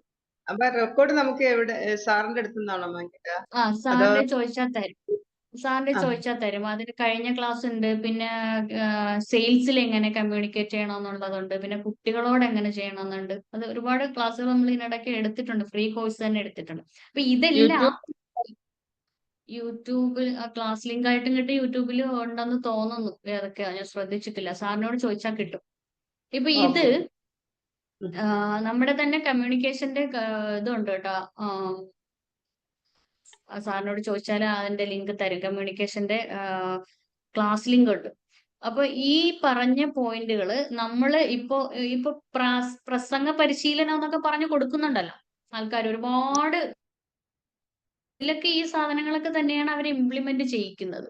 ഒരു ഡിബേറ്റ് കൊടുക്കുക, 2 ടീമുകൾ തമ്മിൽ ഡിബേറ്റ് കൊടുക്കുക. അപ്പൊ ഈ ഡിബേറ്റിൽ ഈ പറഞ്ഞ പോലെ തർക്ക വിഷയങ്ങളൊക്കെ കൊണ്ടുവരുന്ന സമയത്ത് അവരോട് അവർ ചോദിക്കാറുണ്ട്, ഇത് എവിടെ നിന്ന് കിട്ടി, നിങ്ങൾ ഓതന്റിക് ആയിട്ടുള്ള കാര്യങ്ങളാണോ പറയുന്നത്, വിശ്വാസയോഗ്യമായ കാര്യങ്ങളാണോ പറയുന്നത് എന്നൊക്കെ അവർ ചോദിക്കുന്നുണ്ട്. അവർ അത് ഇംപ്ലിമെന്റ് ചെയ്യാൻ പഠിപ്പിക്കുന്നുണ്ട്. പിന്നെ റീഡിങ്ങിനൊക്കെ ഭയങ്കര ഇമ്പോർട്ടൻസ് ഉണ്ട്. റീഡിങ് ഒരിക്കലും ഒഴിവാക്കരുത്. ഈ ക്ലാസ് ഒക്കെ എടുക്കാൻ പോകുന്ന ആൾക്കാരൊക്കെ ആണെങ്കിൽ റീഡിങ്ങിന് ഭയങ്കരമായ ഒരു ഇമ്പോർട്ടൻസ് തന്നെയുണ്ട്. പിന്നെ അതെ സെയിൽസിൽ കൂടുതൽ കറണ്ട് ആയിട്ടുള്ള കാര്യങ്ങളെല്ലാം അറിഞ്ഞിരിക്കണം. പിന്നെ ഈ പറഞ്ഞതുപോലെ നമ്മൾ ക്ലാസ്സുകൾ എടുക്കാൻ പോകുമ്പോൾ പറഞ്ഞു കേട്ട റെക്കോർഡ് വീഡിയോ കിട്ടും. സാറിനോട് ചോദിച്ചാൽ മതി. ഈ നമ്മൾ പറഞ്ഞ് മടുത്ത കാര്യങ്ങൾ വീണ്ടും വീണ്ടും പറയാതിരിക്കുക എന്നുള്ളതാണ്. കാരണം ഈ ക്ലാസ്സുകൾ നമ്മൾ പുതുതായിട്ട് സെർച്ച് ചെയ്ത് കൊണ്ടുവരിക. ഇപ്പൊ തന്നെ ഈ ക്ലാസ്സുകൾ ഞാൻ കൊടുക്കുന്ന തന്നെ കൂടുതലായിട്ട് കമ്മ്യൂണിക്കേഷൻ കോച്ചിങ്ങിനെ കുറിച്ച് പഠിച്ചതിന് ശേഷം നമ്മൾ പഠിച്ച കാര്യങ്ങൾ വീണ്ടും വീണ്ടും റിപ്പീറ്റ് ചെയ്ത് പറയാണ്. ഇനിയിപ്പോ കുറെ കൂടി കഴിയുമ്പോൾ ഇതൊന്നും ആയിരിക്കില്ല. അപ്പൊ ഇതിന് ഇപ്പൊ തന്നെ നമ്മൾ ടൈം മാനേജ്മെന്റിന്റെ കാര്യം പറയും. നമ്മൾ ഇതൊക്കെ ഇംപ്ലിമെന്റ് ചെയ്യണമെങ്കിൽ നമുക്ക് ടൈം വേണം. ടൈം നമ്മൾ എന്ത് ചെയ്യുന്നത്, രാത്രി നമ്മൾ ടു ഡു ലിസ്റ്റ് തയ്യാറാക്കി വെച്ചിട്ട് കിടക്കും, അല്ലെങ്കിൽ രാവിലെ എഴുന്നേൽക്കുമ്പോൾ ടു ഡു ലിസ്റ്റ് തയ്യാറാക്കും. ടു ഡു ലിസ്റ്റ് തയ്യാറാക്കുന്നവരുണ്ടോ? ഇല്ല. ടു ഡു ലിസ്റ്റ് തയ്യാറാക്കുന്ന പല ആൾക്കാരും പറയുന്നത്, മാം നമ്മൾ ടു ഡു ലിസ്റ്റ് തയ്യാറാക്കിയതിന് ശേഷം നമുക്ക് അത് സമയത്ത് ചെയ്ത് തീർക്കാൻ പറ്റാണ്ട് സ്ട്രെസ് വരുന്നുണ്ട് എന്ന്. അപ്പൊ സത്യത്തിൽ നമുക്ക് എന്തുകൊണ്ടാണ് ആ സമയത്ത് ചെയ്ത് തീർക്കാൻ പറ്റാത്തത്? ഒന്നാമത്തെ കാര്യം ഈ ഡാർക്ക് ഡ്രോപ്സ് എന്ന് പറയും. അതായത് ഇപ്പം എന്റെ വീട്ടിൽ ഒരു ടാങ്ക് ഉണ്ടെങ്കിൽ അത് 2 ദിവസം അതിനകത്ത് വെള്ളം നിൽക്കും. പക്ഷേ കുറച്ച് ദിവസമായിട്ട് അര ദിവസം മാത്രമേ അതിൽ ടാങ്കിൽ വെള്ളം നിൽക്കുന്നുള്ളൂ. അപ്പൊ ഞാൻ നോക്കുമ്പോൾ അതിന് ലീക്കേജോ അങ്ങനെ ഒന്നുമില്ല, അതിൽ ഹോളോ ലീക്കോ ഒന്നുമില്ല. പക്ഷേ ഞാൻ ടോയ്ലറ്റിൽ വരുമ്പോൾ അതിന്റെ ഫ്ലഷിന്റെ ഭാഗത്ത് ഒരു ചെറിയ ലീക്ക്, കിച്ചണിലേക്ക് പോകുമ്പോൾ അവിടെ ചെറിയ ലീക്ക്, അങ്ങനെ ഈ ലീക്ക് എല്ലാ ലീക്കും കൂടെ ആവുമ്പോഴത്തേക്ക് കംപ്ലീറ്റ് വെള്ളം ഇങ്ങനെ പൊക്കോണ്ടിരിക്കുകയാണ്. അപ്പൊ ഈ ഡാർക്ക് ഡ്രോപ്സ് നമ്മൾ കണ്ടെത്തുക. നമ്മുടെ ലൈഫിലെ ഡാർക്ക് ഡ്രോപ്സ്, അതായത് നമ്മൾ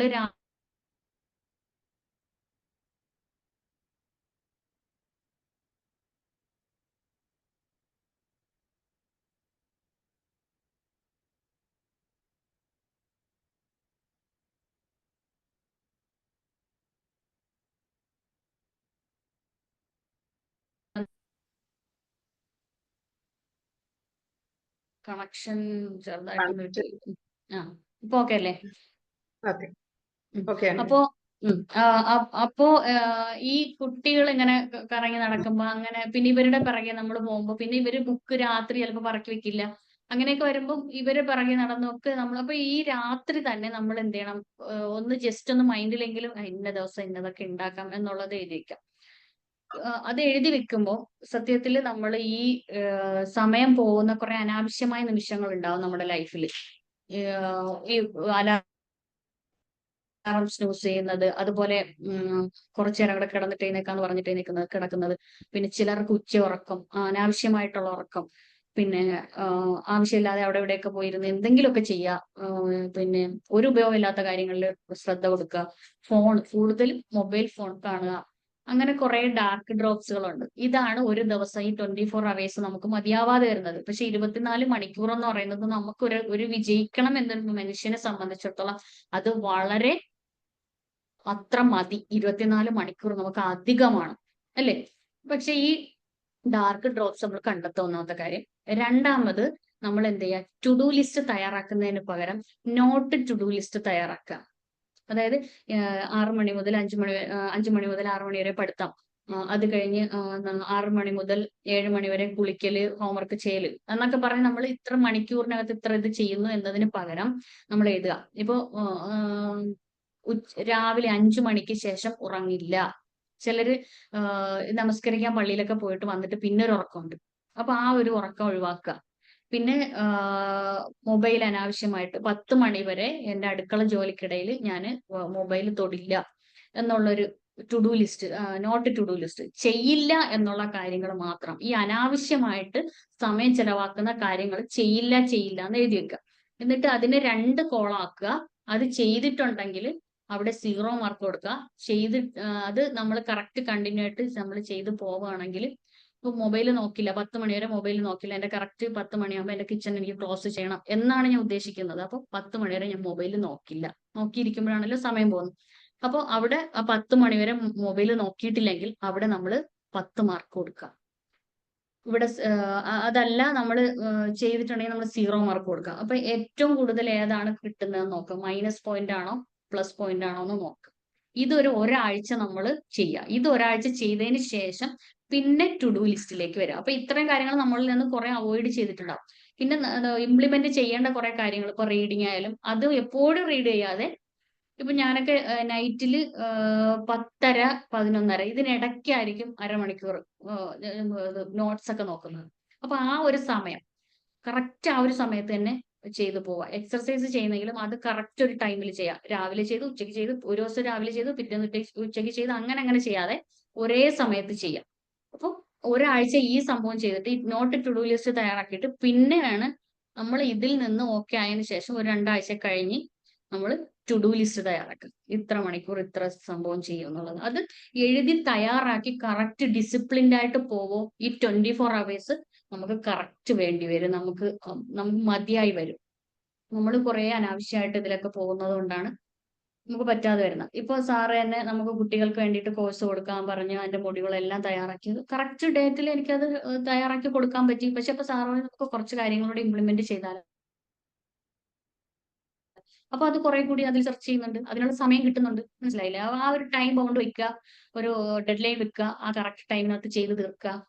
നമ്മളെ പുറത്തുനിന്ന് ഒരാൾ പുഷ് ചെയ്യരുത്. നമ്മൾ തന്നെ ആയിരിക്കണം നമ്മളെ ഫോഴ്സ് ചെയ്ത് പുഷ് ചെയ്ത് ചെയ്യുന്ന ഒരാൾ. കാരണം അങ്ങനെയുള്ളവർക്ക് മാത്രമേ വിജയം സാധ്യമാവുകയുള്ളൂ. അപ്പോൾ ഇന്ന് നമുക്ക് വൈൻഡപ്പ് ചെയ്യാൻ എന്തെങ്കിലും ഫീഡ്ബാക്ക് എന്തെങ്കിലുമൊക്കെ പറയാറുണ്ടെങ്കിൽ പറയാം. റെക്കോർഡ് സാറിനെ ചോദിച്ചാൽ മതി കേട്ടോ. തരും. കഴിഞ്ഞ ക്ലാസ്സിന്റെ ഒക്കെ റെക്കോർഡ് ചോദിച്ചാൽ മതി, തരും. Okay ma'am, okay. Thank you. വളരെ നല്ലൊരു ക്ലാസ് ആയിരുന്നു മാം. ടു ഡു ലിസ്റ്റും നോട്ട് ടു ഡു ലിസ്റ്റും എന്തായാലും എഫക്റ്റീവായിട്ട് പ്രയോജനപ്പെടുത്താൻ തീരുമാനിച്ചിട്ടുണ്ട്. നല്ലൊരു ഐഡിയ ആണ്. ഇതിനു മുമ്പ് ഞാനിത് കേട്ടിട്ടുണ്ട്. ഇതൊക്കെ ചെയ്തിട്ട് നെക്സ്റ്റ് ക്ലാസ്സിൽ വരുമ്പോൾ നിങ്ങളുടെ ഫീഡ്ബാക്ക് അറിയിക്കണം ഫസ്റ്റിലെ തന്നെ. മാം ഞാൻ അത് ചെയ്തു, എനിക്ക് എഫക്റ്റീവായി എന്നൊക്കെ പറയും. കാരണം നമ്മൾ ഫ്രീ ആയിട്ടൊരു വെബിനാർ, ഫ്രീ ക്ലാസ് കൊടുത്താലും അതിൽ നിന്ന് എന്തെങ്കിലുമൊക്കെ കിട്ടണമെന്ന് എനിക്ക് ഒരു നിർബന്ധമുണ്ട്. അതുകൊണ്ടാണ് ഇപ്പൊ ഇതിന്റെ കൂട്ടത്തിൽ ഇതുകൂടി പറഞ്ഞത്. കഴിഞ്ഞ ക്ലാസ്സിൽ എന്തോ അഡീഷണൽ എന്തോ കുറച്ച് പറഞ്ഞിട്ടുണ്ടായിരുന്നു.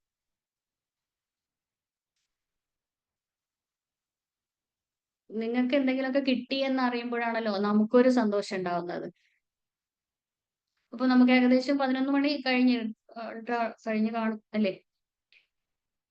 നമുക്ക് വൈൻഡപ്പ് ചെയ്യാം. അതിനകത്ത് കറക്റ്റ് ടൈമിംഗ് അല്ല കൊടുത്തേക്കുന്നത്, എന്തോ ഒരു മിസ്റ്റേക്ക് വന്നിട്ട്. എത്ര മണി? 11:30. അപ്പൊ നമുക്ക് വൈൻഡപ്പ് ചെയ്തൂടെ? ആർക്കെങ്കിലും എന്തെങ്കിലും പറയാനുണ്ടോ? എന്തായാലും എനിക്ക് പ്രത്യേകം താങ്ക്സ്. ഇത്രയും സമയം എന്നെ കേട്ടിരുന്ന നിങ്ങൾ ഓരോരുത്തരോടും എനിക്ക് ഭയങ്കര സന്തോഷം. നിങ്ങളുടെ മുഖങ്ങൾ കണ്ടിട്ടില്ലെങ്കിലും നിങ്ങളുടെ ശബ്ദം കൊണ്ട് ഞാൻ അനുഗ്രഹീതയായിരിക്കുകയാണ്. Thank you very much. Next ബുധനാഴ്ച നമുക്ക് വീണ്ടും കാണാം. ഓക്കെ, അപ്പോ അതുവരേക്കും ബൈ.